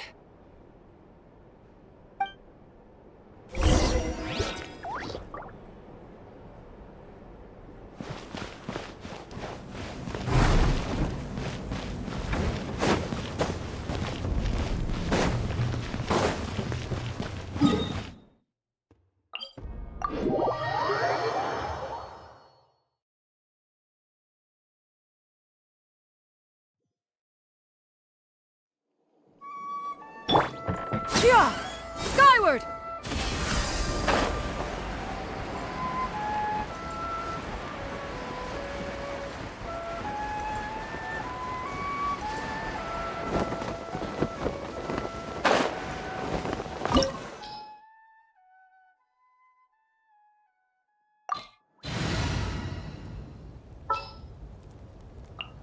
No need to fret.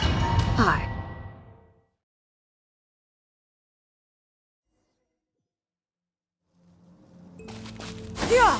Skyward!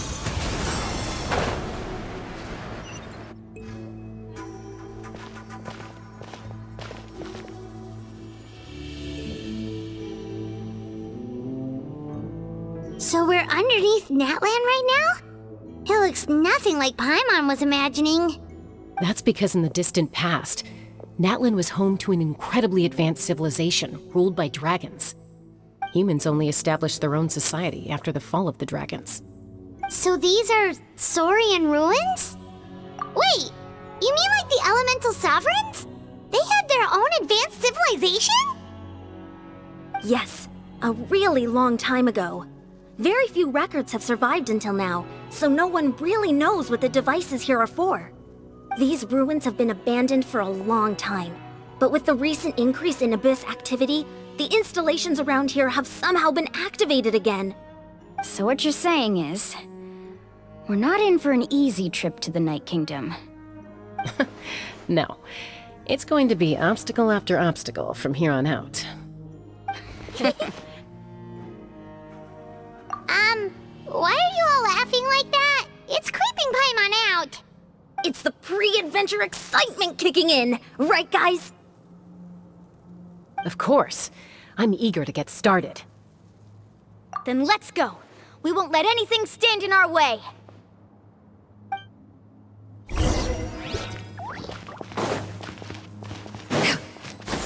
Skyward! Seems like the road ends here. How should we get across? As a professional trainer, I think you could stand to build up your endurance, Paimon. Professional trainer? Paimon thought you were a warrior from the Collective of Planning. Well, that goes without saying. But I actually work as a sports coach. I provide professional guidance for many of Natland's popular sports. And those guys look familiar. We've fought them before. Let's go. Show no mercy.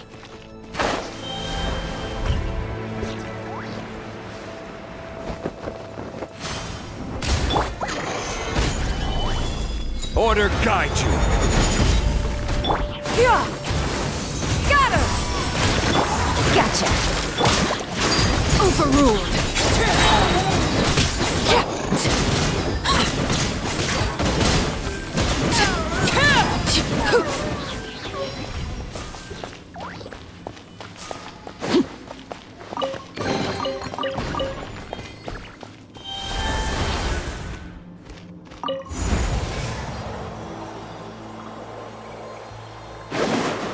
Whoa, the place we need to go seems really high up.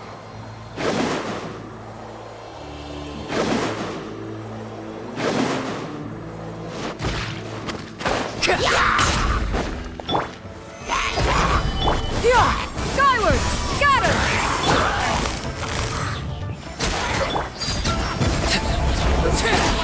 This is where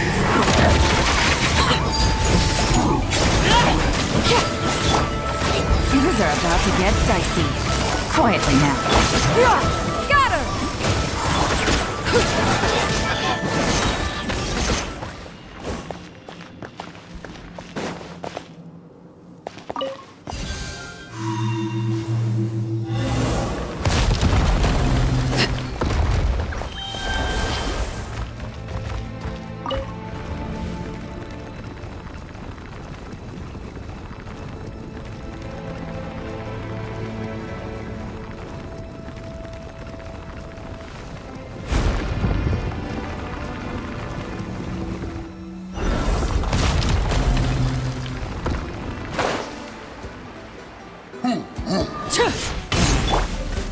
Solidify! I will have order! Yeah! Skyward! Scatter! Busted. Transfixed.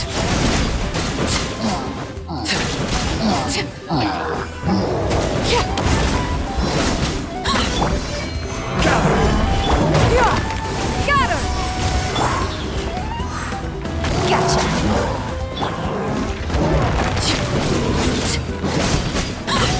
everlasting as the moon.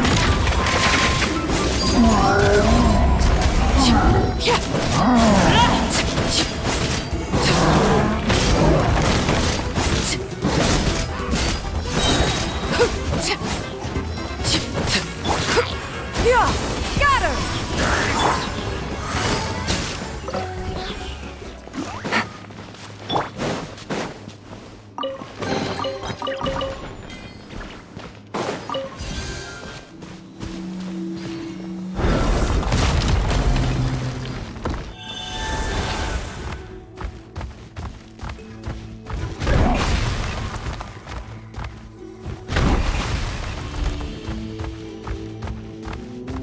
This is the final stretch. We just need to climb up, and we'll be there. Nothing to it. Easy for you to say.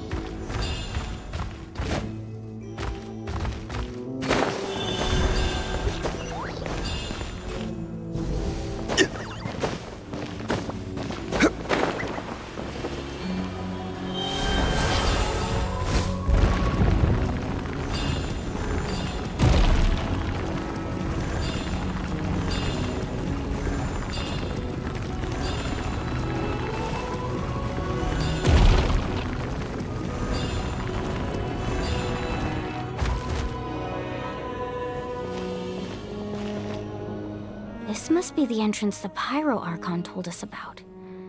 The one ripped open by the Abyss. Yes. There's something in the depths of this place that feels familiar, yet also foreign. We actually have to go in there? Okay, Paimon just needs to psych herself up. Don't push her through before she's ready.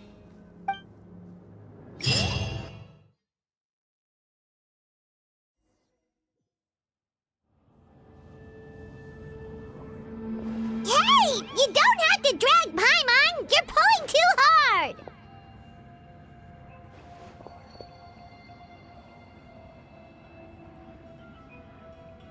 Looks like we made it. This is the Night Kingdom.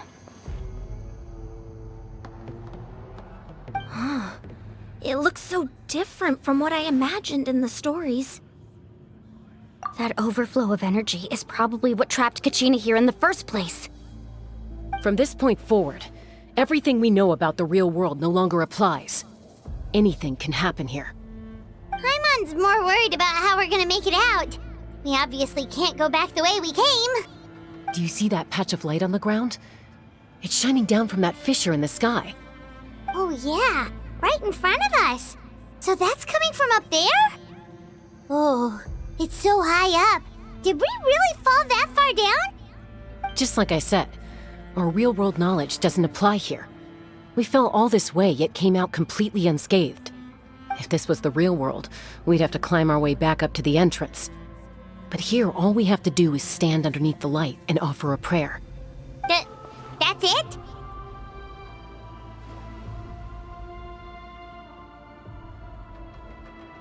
You really think that little of Paimon? That's not even why Paimon asked! So that means all we need to do is find Kachina and bring her to this location. Exactly. This light is streaming in from the real world. It's a link between the two realms. The terrain looks difficult to navigate, and the visibility's not great either. How are we supposed to find Kachina in these conditions? Yeah, these floating black things don't look super friendly either. Those are all manifestations of abyssal power. Be careful. Ghost! A talking ghost! Calm down, I'm here to help. You're the ones who helped Vichama, right? Yes, I'm Vichama's friend, Malko. I was completely lost to this realm until I sensed a mysterious power calling out to me. It's like it was seeking me out, attempting to reassemble the pieces of who I used to be. Of course, it could only do so much. I'm sorry I can only appear before you in this imperfect form. No, we should be the ones apologizing. If the Spirit Speaker's stone hadn't become corrupted by the Abyss, we could have done much more. But we had to destroy it. Otherwise, Vichama and his tribe would have been in danger. Of course. Thank you for protecting him. I never imagined that, even after all these years, he'd still take such a risk for me. Under the power of the stone, it felt like our souls were connected. Turns out even our regrets were exactly the same. Whether in triumph or death, you want your best friend by your side. Exactly. That may not be in the cards for us, but it's not too late for you. You're looking for a young girl from the Children of Echoes, right? She's being chased by an embodiment of abyssal power. I'd like to help her while I'm still in this form, so follow me. Be careful. This place has been severely corroded by the Abyss. Paimon didn't realize it had gotten this bad. It's like a seething volcano ready to engulf our world at any moment. Ouch! Quick, get back here! You can't... Stick close to me. My power will be able to ward off attacks for the time being.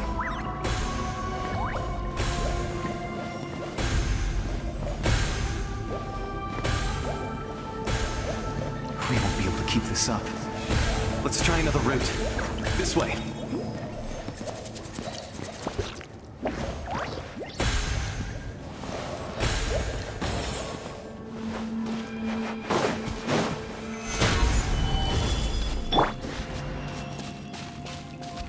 Seize the skies!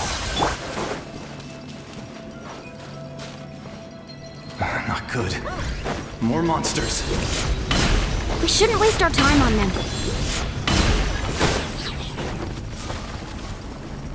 This is order.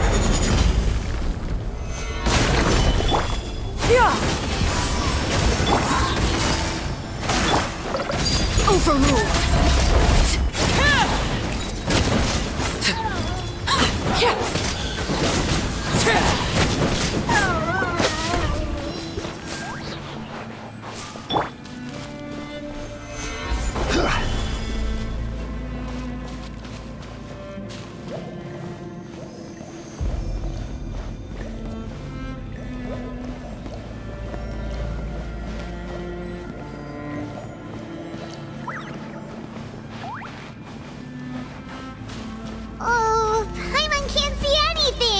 It's easy to get lost here. Just stick close.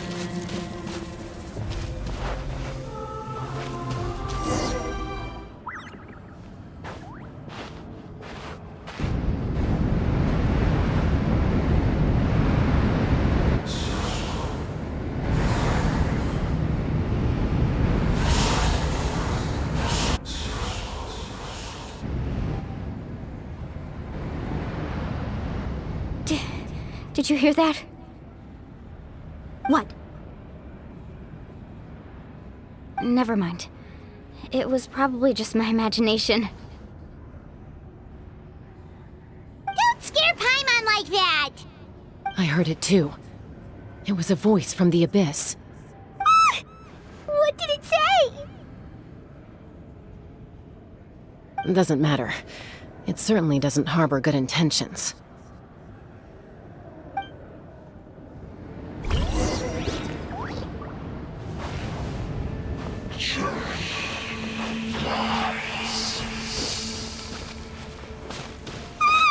Paimon just heard it too! Let's keep going. Paimon wants to get out of this place!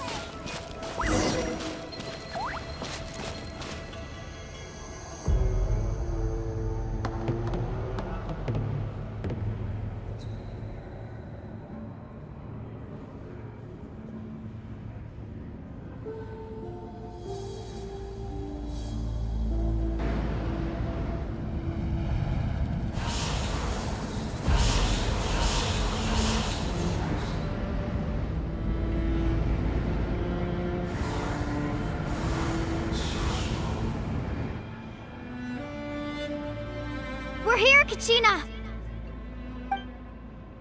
Oh, honey? You made it! Looks like our reunion will have to wait until we take care of these monsters.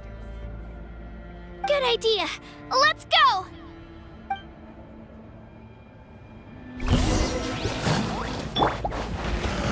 Solidify! Skyward! Scatter! Quietly now. Transfixed!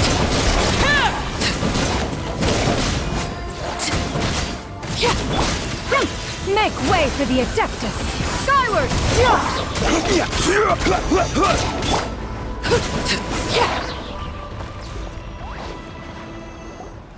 You're here! You're finally here! Thank you so much! That monster can appear from anywhere! It almost caught me a bunch of times. The Wyab's power helped keep me hidden, so I just tried to stay out of sight until you got here. Atta girl. You did so well. And most importantly, you weren't hurt. Should we start heading back then? Actually, I have a request. Will you come visit the Wyab with me? I can't exactly put it into words, but something's wrong with the Ode of Resurrection. And I know it has something to do with the contamination from the Abyss. That was the Pyro Archon's theory as well. Everything we've seen here certainly seems to back it up. In the Night Kingdom, there are 6 main totem poles representing the Wyab of each tribe. You can think of them like the body of each Wyab. Additional totem poles, like the ones around here, serve as proxies to which the Wyab can extend their consciousness. There are countless proxies scattered around the Night Kingdom. Through them, the Wyab can extend their consciousness over the entire realm and track down souls no matter where they roam. But if a proxy were to become severely contaminated, then a soul could become lost within the Night Kingdom. Judging by the current situation, I don't think we're dealing with just one contaminated proxy. Even if we could drive back the abyssal power from one of them, that probably wouldn't even put a dent in the problem. Still, we can't just leave the Wyab to suffer. It's protected me this whole time. I agree. We might even manage to draw out the monster that's been hunting Kachina. Getting rid of the monster might slow down the deterioration of the Night Kingdom.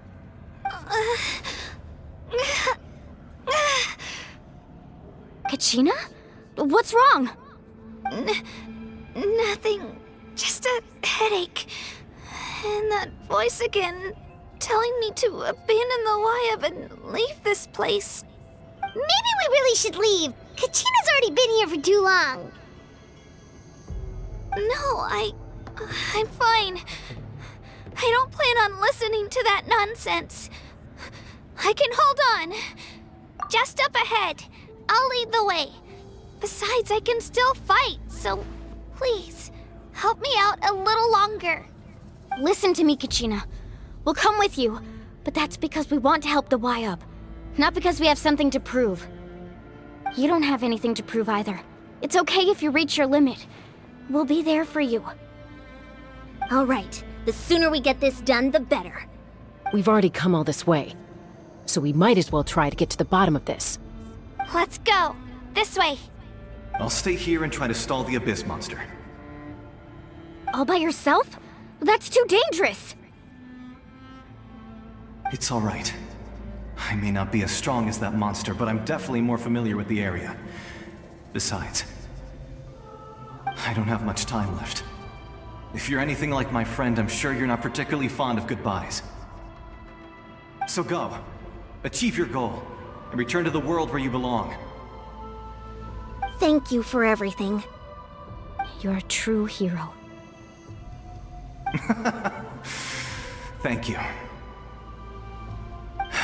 No one fights alone.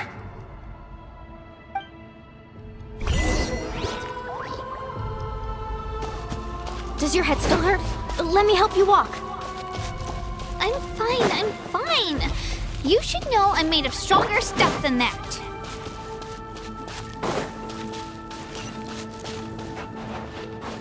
Yeah! Skyward! Scatter!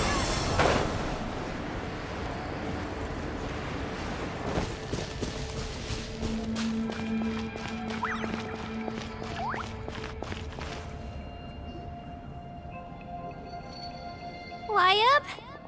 Y-Up! I'm back! My friends and I are here to heal you. Y-Up? Can you hear me? Y-Up?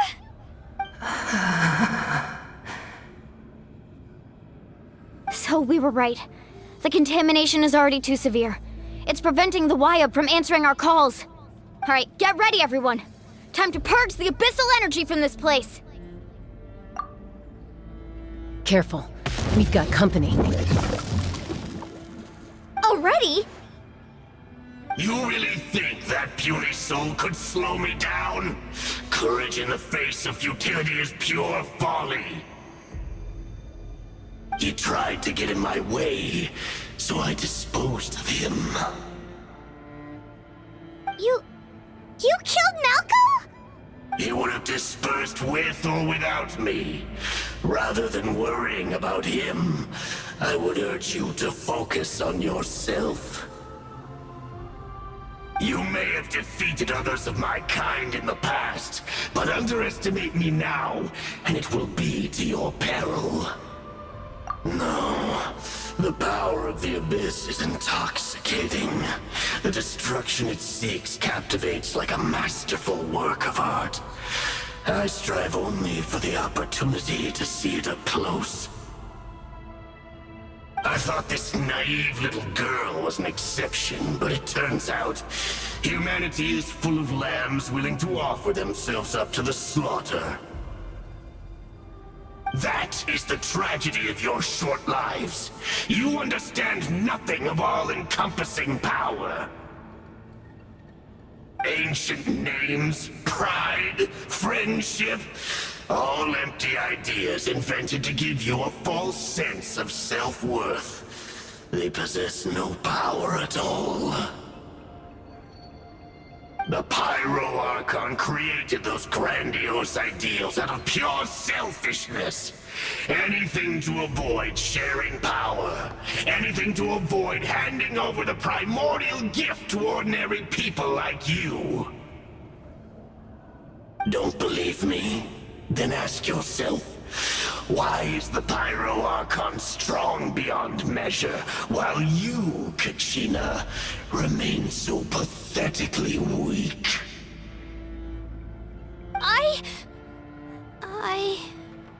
Kachina! Give me your hand.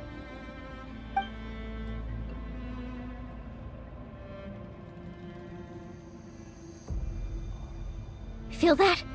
I'm here next to you. Thanks, Moalani. You're right.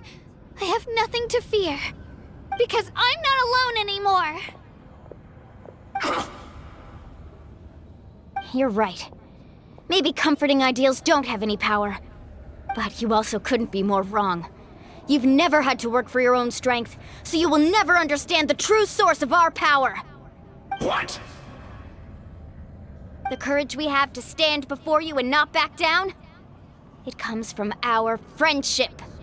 The power lies not in the ideal itself, but in our commitment to upholding that ideal, and in our decision to stand together and fight! Well said! Let's go, Kachina. It shouldn't take more than 2 of us to handle an enemy like this. Sorry in advance, but you deserve what's coming to you! There aren't many in Natlan who can beat us when we're together. It's time he got a taste of that kind of power. From the ashes to this. Let's ride! Surf's up! Amazing! Check this out! That's the right here! Clear the area! Carving waves! Surf's up! Amazing!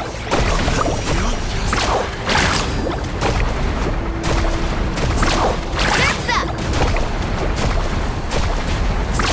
Amazing! Yeah! Aqueduct! Oh, we won! We actually won! That's what he gets for underestimating you two. Fantastic work, Kachina! Absolutely fantastic! This makes me so unbelievably happy. I'm happy too, Moalani. Together we really are unstoppable!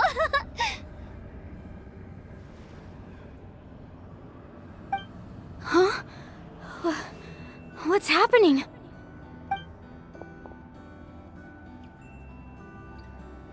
My ancient name is glowing? But I thought I didn't bring it with me. It's probably a projection from the real world. But that doesn't explain why it's glowing all of a sudden. Wait, does that mean you're...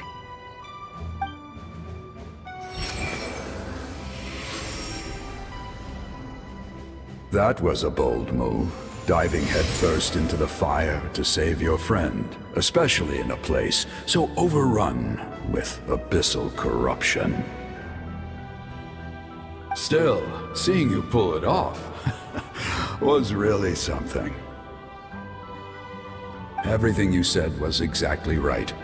As isolated individuals, we stand no chance against the power of the Abyss. It took years' worth of scars and lots of unnecessary suffering for me to understand that for myself. The Pyro Archon's plan will unite us as one. Everyone has a part to play. Only then will we have the power to defeat the strongest of foes. Who are you? Tupac, a warrior from the people of the Springs. I fought against the Abyss during the invasion 500 years ago. I've heard that name before. You were the giant who saved all of Natlan. Since you were able to awaken my words from your ancient name, that means you have fully embodied the aspirations of the Wayub. Under the name Umoja, you shall unite the tribes and save Natlan from its impending doom. Me? As long as blood still runs through your veins, even the tiniest spark of steel against stone can ignite a flame. Its blaze will become one with our vision for Natlan. Even amid everlasting darkness, our bonds remain eternal.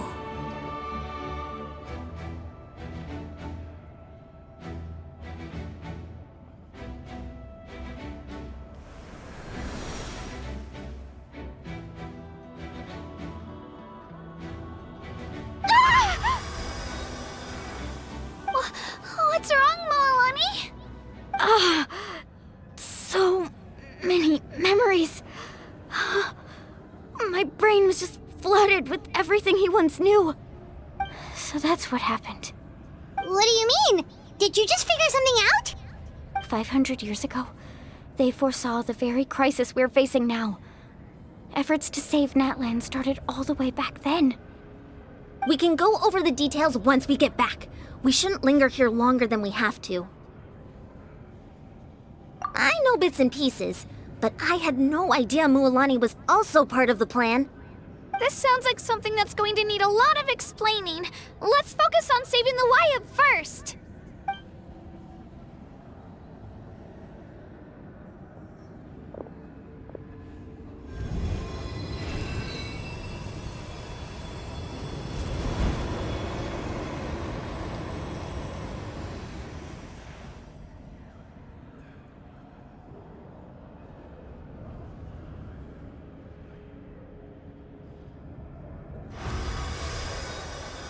Okay, that should be enough.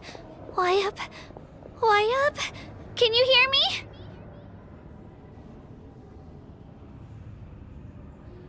I hear your voice, Kachina, my dear child. Great. Well then, I'm afraid it's time to say goodbye. I just wanted to make sure you were okay before we leave, but we can't afford to stay here any longer. I was going to ask why you bestowed an ancient name upon someone like me, but it's okay. I'll keep searching within myself for the answer. I'll never stop trying to improve my strength. One day, I'll live up to the hero you saw in me. You are already an outstanding child in my eyes, Kachina. No matter what happens. Huh? You are all my most beloved children. It has always been my honor to protect and nurture you. Your ancient name is just that. A name. Much like your parents chose to name you Kachina, I also gave you a name, but it need not define you. Focus on who you want to be. You are already worthy of your name. Now, you need only devote yourself to becoming a better you. The story of your ancient name is for you to continue. Just like your parents, my love for you will never change, no matter what the future holds.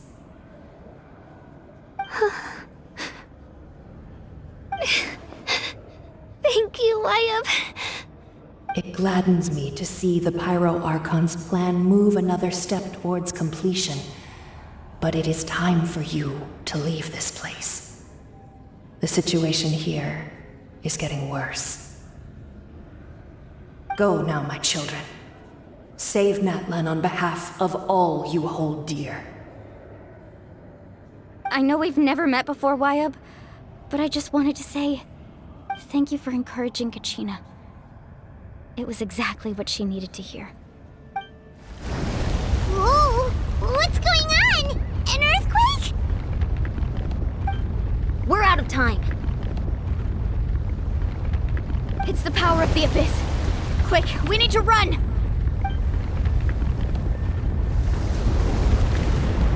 It's a Sealy! The Sealy opened the way for us!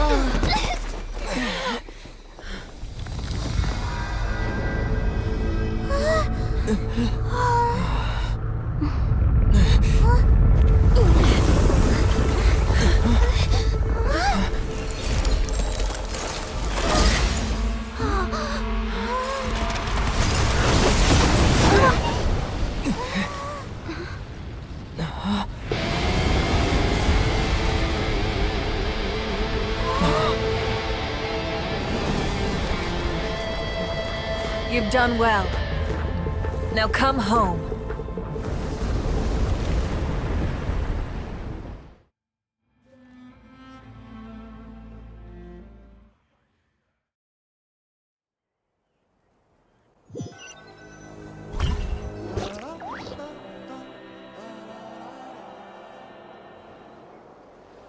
We're back! The Pyro Archon saved us. But she's not here. Yeah, didn't she say she used it all up? She's still in the speaker's chamber. What we saw in the Night Kingdom was just her consciousness. So you're saying her consciousness did all that? Every great display of power comes at a price.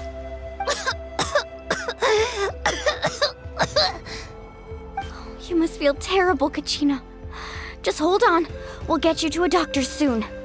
Let's get back to the stadium. The Pyro Archon said she'd have a doctor waiting for us. I recommend getting a full checkup, just to make sure no damage gets left behind. Paimon feels okay. What about you, Traveler? Right. You always seem to do pretty well against the Abyss. Let's get going. We need to share what we learned in the Night Kingdom as well. Right.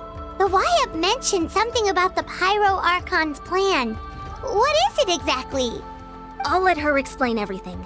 We're all a part of the plan now.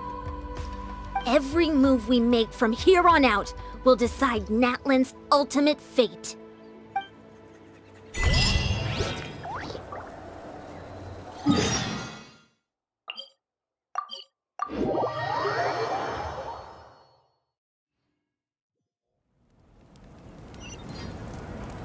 Osman.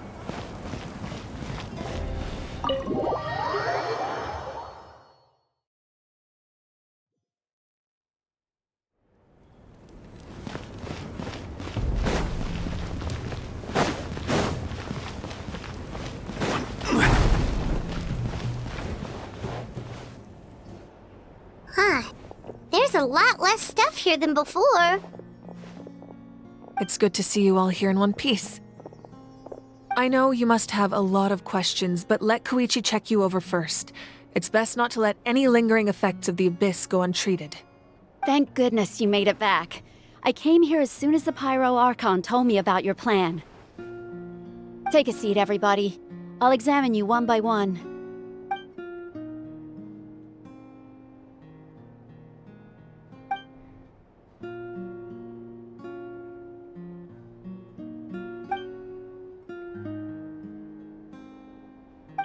All right, that should do it for now. But just to be safe, I'll perform another checkup in a couple of days. I have to say, though, I've never seen anyone react to the Abyss like you, Traveler. It's like you're completely immune to its power. He always has been special like that. He can even purify its power. Wait, now that you mention it, Paimon doesn't think she's affected either. Given the current situation, that ability will likely play a great role in the events to come. Of course. I still have patients to see, so I'll head out. Thank you, Koichi. All right. We might not see eye to eye, but we both had good intentions. Just give it time. I'm sure we'll figure things out between us one day. Yeah.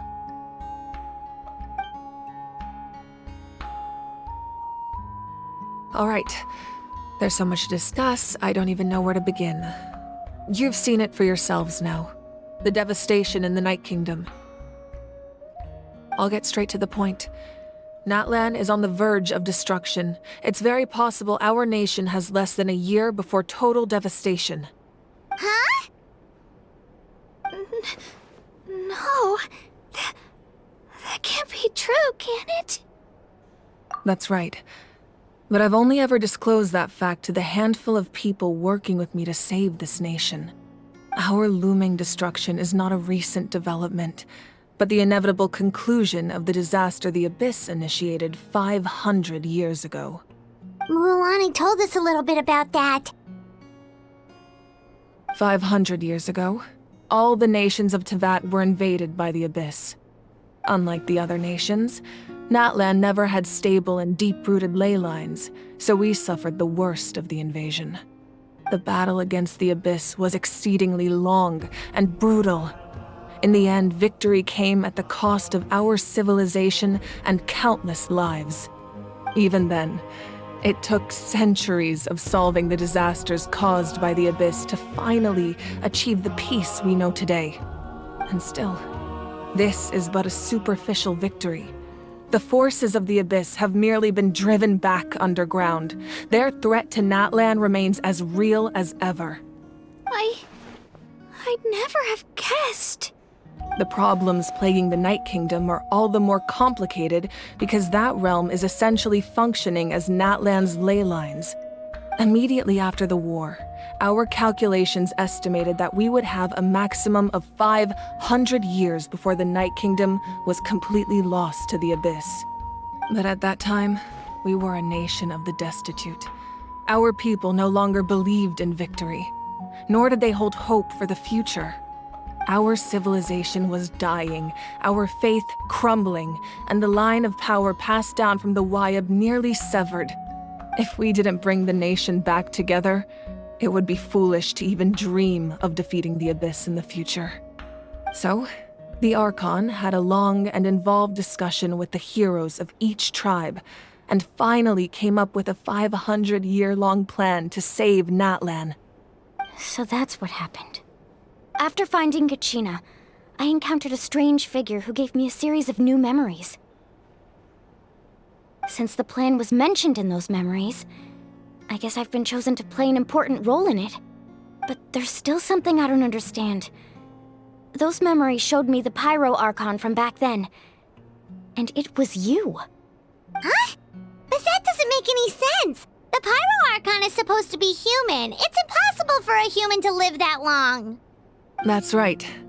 The hardest thing for humans to overcome has always been time, or rather, the natural limitations of our lifespan. A god can extend a human's life by using a certain amount of divine power, or subjecting them to a curse. But, as we all know, Natlan doesn't have gods like that. We can only rely on our own methods. A human life is like a flame destined to be extinguished. 500 years ago, I placed my life within the sacred flame. Only by dying before my time could I have the chance to wake up again. So, in other words, this is your second life? Yes. We only managed to defeat the Abyss all those years ago because the tribes came together as one. If the Natlan of the future was to have a fighting chance, the Pyro Archons that came after the war had to rebuild the decimated tribes. The goal was to reunite the people and restore the strength of each tribe's Wayab.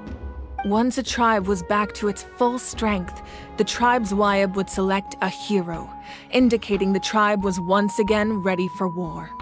The Chosen would then stand by my side in defense of our nation, just like great heroes of old 500 years ago. So that means I'm one of the Chosen? That's right. You bear the ancient name Umoja, the same one held by the hero from your tribe 500 years ago. It means unity. After your adventure in the Night Kingdom, I trust you've come to fully understand the meaning of that name. So in other words, you always knew who the Wayab were going to pick from each tribe? Yes. According to the plan, each tribe was supposed to have been fully restored by the time I awoke. But something went wrong along the way. The 6 heroes successfully inherited the ancient names from 500 years ago, but the intel regarding the plan wasn't passed on to them. Once again, it comes down to the deterioration of the Night Kingdom. Communication between the Sacred Flame and the Wayab has been blocked. Just like how the Ode of Resurrection failed to bring Kachina back. Exactly. It's just another tactic the Abyss is using against us. The Abyss may not possess intelligence, but its methods certainly aren't easy to counter. If we want to unblock that information from being passed on, my presence alone isn't enough. The ancient name bearer must establish a greater connection to their name. So, I've tried my best to help them from the sidelines. Currently, Shilonen of the Children of Echoes, Kinich of the Scions of the Canopy, and Iansan of the Collective of Plenty have all been acknowledged by their names. During your adventure, you too earned the acknowledgement of your Wayab Mualani. In the process, you gained the memories stored within your name. Well, we have less than a year!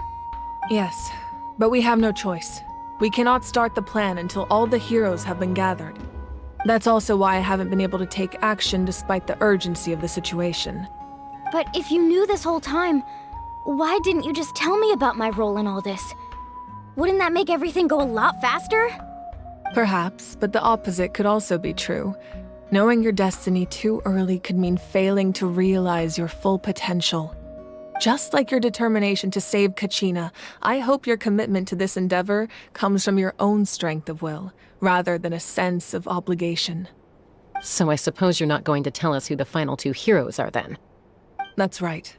Their time is yet to come. Putting pressure on them beforehand will only hinder their development.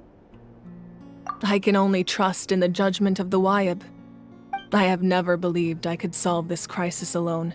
In fact, it was precisely because I chose to trust and rely on others that we managed to get this far. Natlan's salvation lies not in its Archon or any singular individual, but in us all. You're quite perceptive, aren't you? I thought I might get away with avoiding the topic. Huh? Oh, right! All of the stuff you stored here before, where did it all go? Even though I sacrificed my power, I still needed a contingency plan to ensure you would make it back from the Night Kingdom. After all, I was the one who allowed you to take that risk, and Mualani has an important role to play in my plan. In addition to their sentimental value, the items I stored here held a much more important purpose: fuel. Fuel? So back then, that's why you... Yes. The stories embodied by those items are certainly important, but there's an even more significant trait they all share. Every item belonged to a hero of Natlan. Over time, they became imbued with a certain amount of contending fire from being carried in battle. On their own, each item's power is limited, but together, their combined effect can prove quite useful in a dire situation. By burning those items, I was able to activate the contending fire stored within them to open the boundary between the two worlds. It was a rather crude approach, so all their power was depleted in an instant, as you can see. But weren't they all precious treasures? What about their stories? That's exactly why I dragged you all here. No matter what, I never wanted the Pyro Archon to have to use that power. Oh, I'm so sorry. You have nothing to be sorry for. You all deserve my thanks, actually. If you hadn't saved the totem pole, that area of the Night Kingdom would have been forever lost to the Abyss. And then, it would only be a matter of time before the Children of Echoes was met with disaster. Besides, when those heroes entrusted their belongings to me, or the Pyro Archon of their time, it was out of a desire to contribute to Natlan's survival. If they knew those items helped save the present-day heroes of Natlan, they would not mourn their loss. Even when you put it that way, I still feel bad. There's no need. Remember what I told you about time? The people and the events of the past are never truly lost to us. We simply carry them with us in a different form. In that sense, we didn't lose anything at all. If you still have regrets, let them fuel your resolve in the battles to come. Your deeds will become new legends and nurture new forms of power just like the items once stored here. Well, we'd still like to return the favor. Well, if that's the case, just treat me to a drink sometime. Now that Kachina has returned, we can finally hold the victory feast and celebrate your team's triumph in the Night Warden Wars. And we could all use the rest, that's for sure. Plus, you'll be able to silence everyone who doubted you once and for all, Kachina. Still, now that I know the danger we're facing, Having a victory feast doesn't feel right. Try not to let it get to you. It's important to stay calm. Worrying about it will only affect your judgment. All right. You should head out. I'll join you in a bit.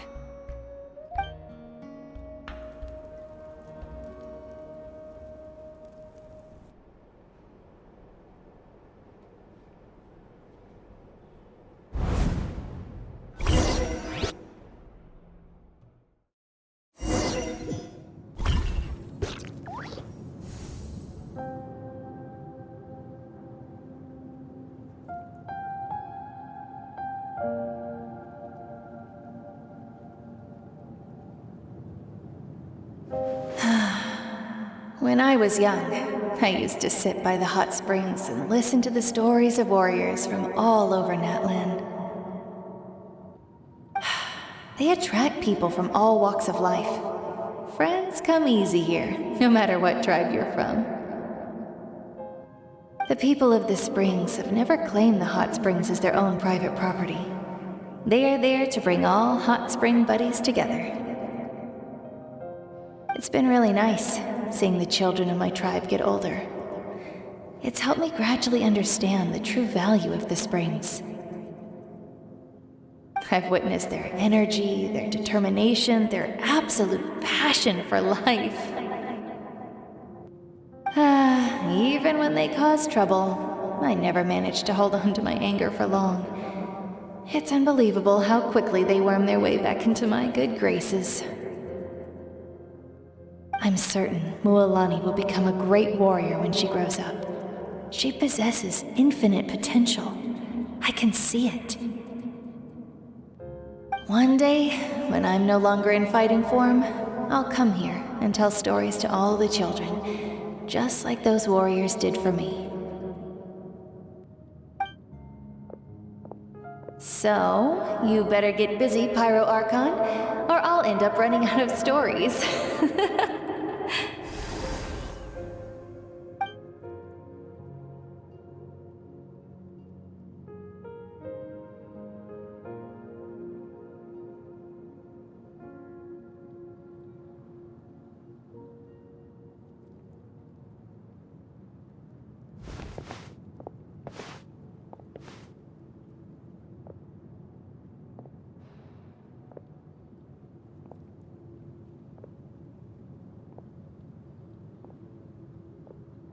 Our nation is engulfed in darkness. Our tribes stand divided, and yet you promise victory in the distant future. The Abyss is a cunning enemy, one that I faced in battle many times. Were that not the case, I would never understand exercising this degree of caution. My rage will never know absolution. Then my power will no longer aid you in victory. But you came to me because you knew you could convince me with just a single sentence. I understand your choice. The heroes of today will forge the path ahead with blood and fire. Just remember to earn us the victory we are owed. Otherwise, rest assured, I'll find a way to collect the debt.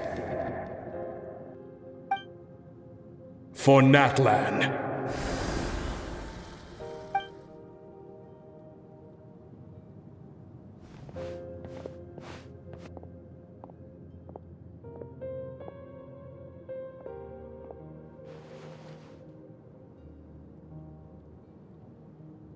So, you're gonna head 500 years in the future to serve as the Pyro Archon again?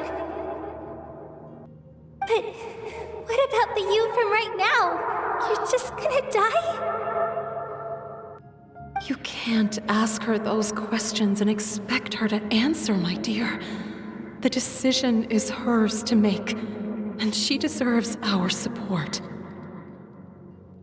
We will do everything we can to rebuild the tribes. Don't you worry. Even across time, we will all do our part to fight for Natlan's future. Yeah, Mom's right. We'll always believe in you, sis. seriously though, Dad should be here. Where is he? I imagine he didn't know what to say, so he chose not to come at all. Don't take it to heart, my dear. That's just who he is. Just remember, no matter what happens in the future, we will always love you.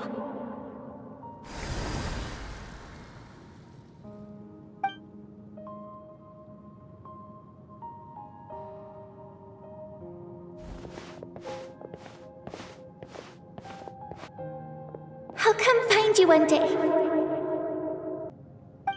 I know I can't live that long, but I'll think of something. There has to be a way for us to meet again one day. If there's an answer out there somewhere, I'm gonna find it. So, don't forget about me.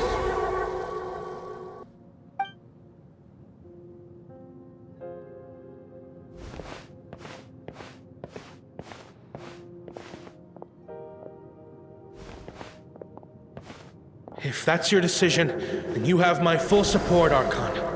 May our children live to see such a lovely son. For Nadland! No one fights alone.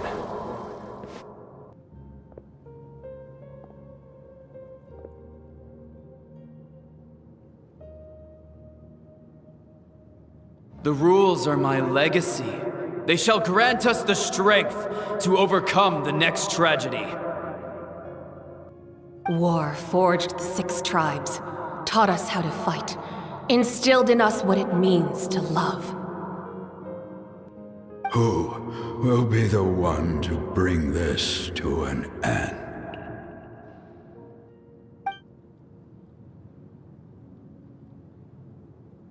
We are the inheritors of memory and legend. Those who grew alongside sun and wind. Those who forged our own destiny and future. That is Natlan's fire. The lifeblood of our nation.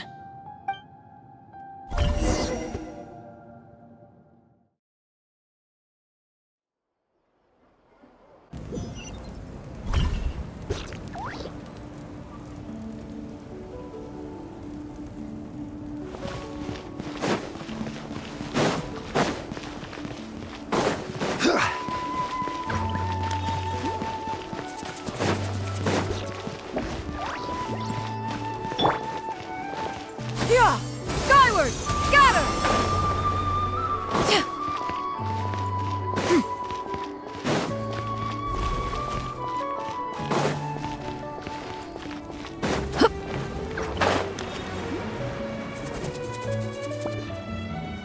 Hey, Koichi! You here for the victory feast too? Oh, no. I knew Chaska would be here, so I just came to deliver some medicine. I was about to leave, actually. It's not that I don't want to celebrate Kachina and the others. I'm so glad she made it back. It's just...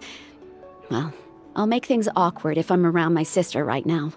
Ah, well, you two had a fight, so Paimon can understand.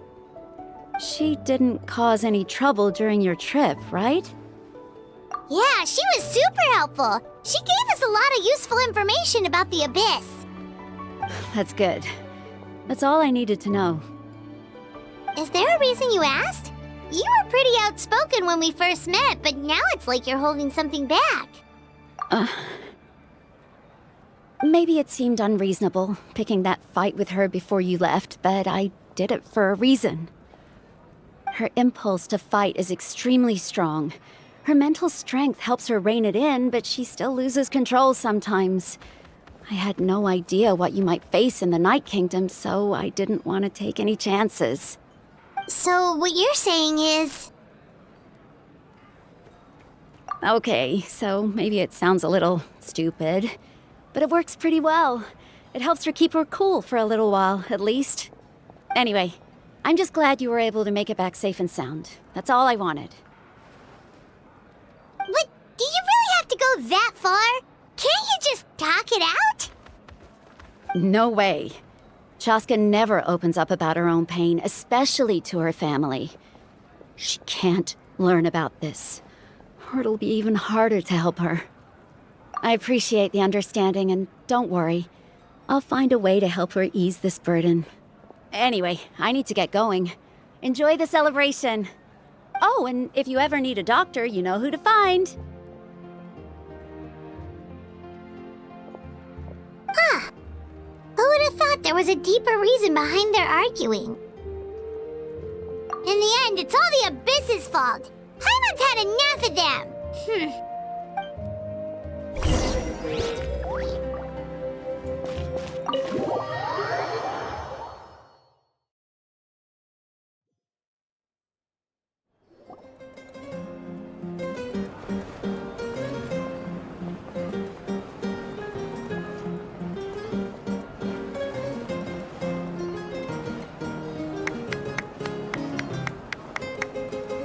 Let's give a huge round of applause to our brave young warrior, Kachina! Woohoo! Well done, Kachina. Thank you, everyone. I'm so glad I finally made it. I always knew you could do it. With so much potential at your age, you have a great future ahead of you.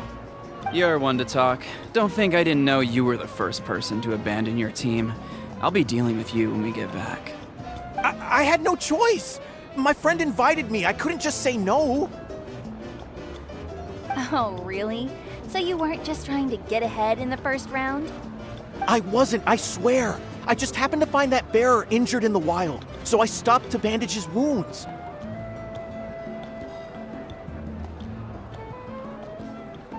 When he insisted on repaying the favor, what was I supposed to do? I'm just one person. I figured Kachina would have no trouble replacing me. But the fact of the matter is that after your departure, everyone else started thinking about swapping teams too. I'm really sorry, Kachina. It was wrong of us to abandon you like that.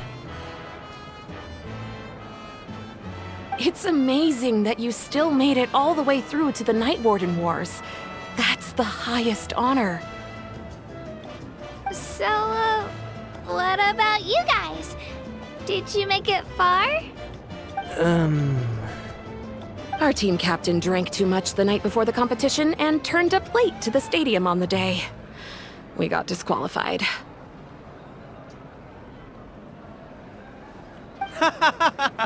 Serves you all right. No sympathy from me. All right. There's no need to be like that, Uncle Pakal.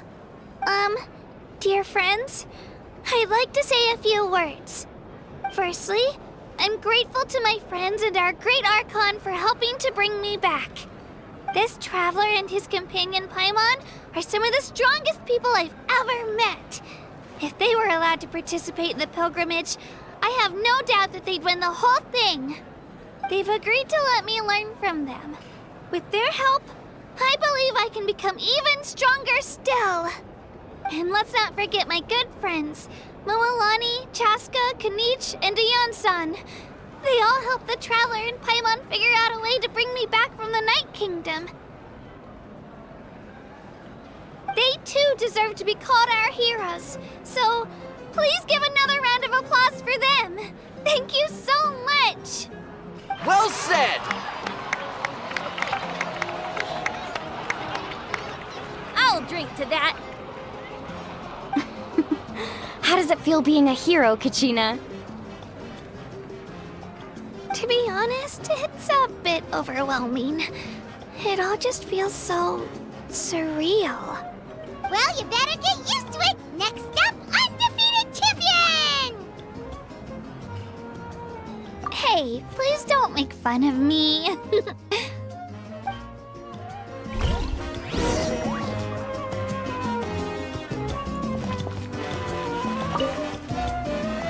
Ah, you're here. Have some fruit juice. I got it specially for you two. How did you know? That's Paimon's favorite! You look like you've still got questions.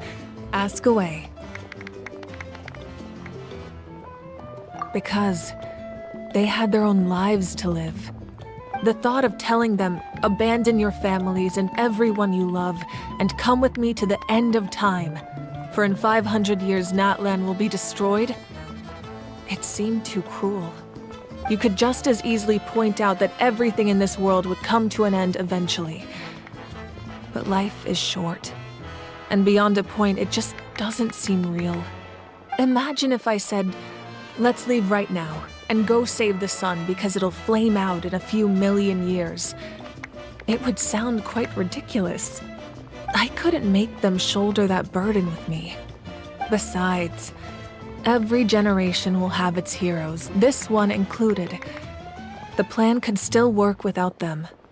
Or, of course, without me. But since I was the one who came up with the plan, I felt duty-bound to see it through to the end.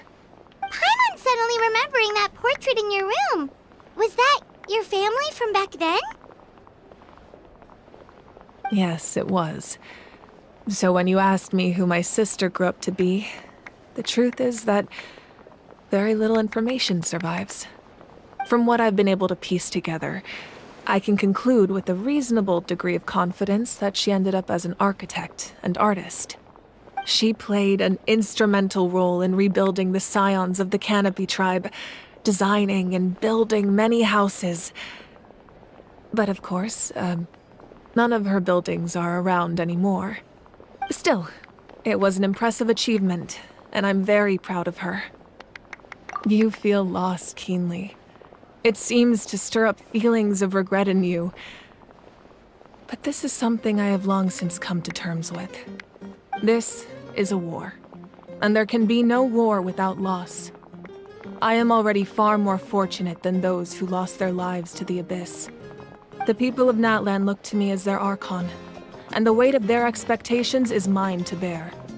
I must see our fate through to the very end, no matter what I may find there. Yeah, doesn't that mean the way everything ends has already been written, including your plan? I suppose, but so what? Don't forget, time takes many forms. The past, present, and future coexist, and all are equally important. Even if the future ends in destruction, there's still no reason to give up on the here and now. And it's precisely because we humans cannot know our fate that we will never give up on our struggle. This is a pivotal moment. We are still 2 heroes short. Well, 3 to be precise. There's one further hero who I'm hoping to get on my side, whatever it takes. Your resistance to the corrupting power of the Abyss is truly remarkable. It would easily make you an all-important figure in the upcoming battle. If you agree to join us, you will not only gain my full support in your journey, but I will also forge a brand new ancient name for you. Ancient names can be forged? They can. Several strict conditions must be met, but if they couldn't be forged at all, then the number of them in circulation would have long dwindled to 0. Possessing an ancient name would mean that your adventures in Natlan are recorded in full. Your stories would be remembered by our people for all the years to come. The Ode of Resurrection may have temporarily lost its power, but still, take this as my personal guarantee that I shall never let you fall. Just like in the Night Kingdom, I will be there for you. That is a promise I will fulfill at all costs. This nation always honors its heroes.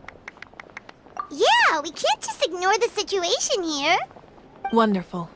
Then I'll reach out to Shilonen right away. She's the one who will forge the name. We've never forged an ancient name for an Outlander before, but I trust she'll find a way.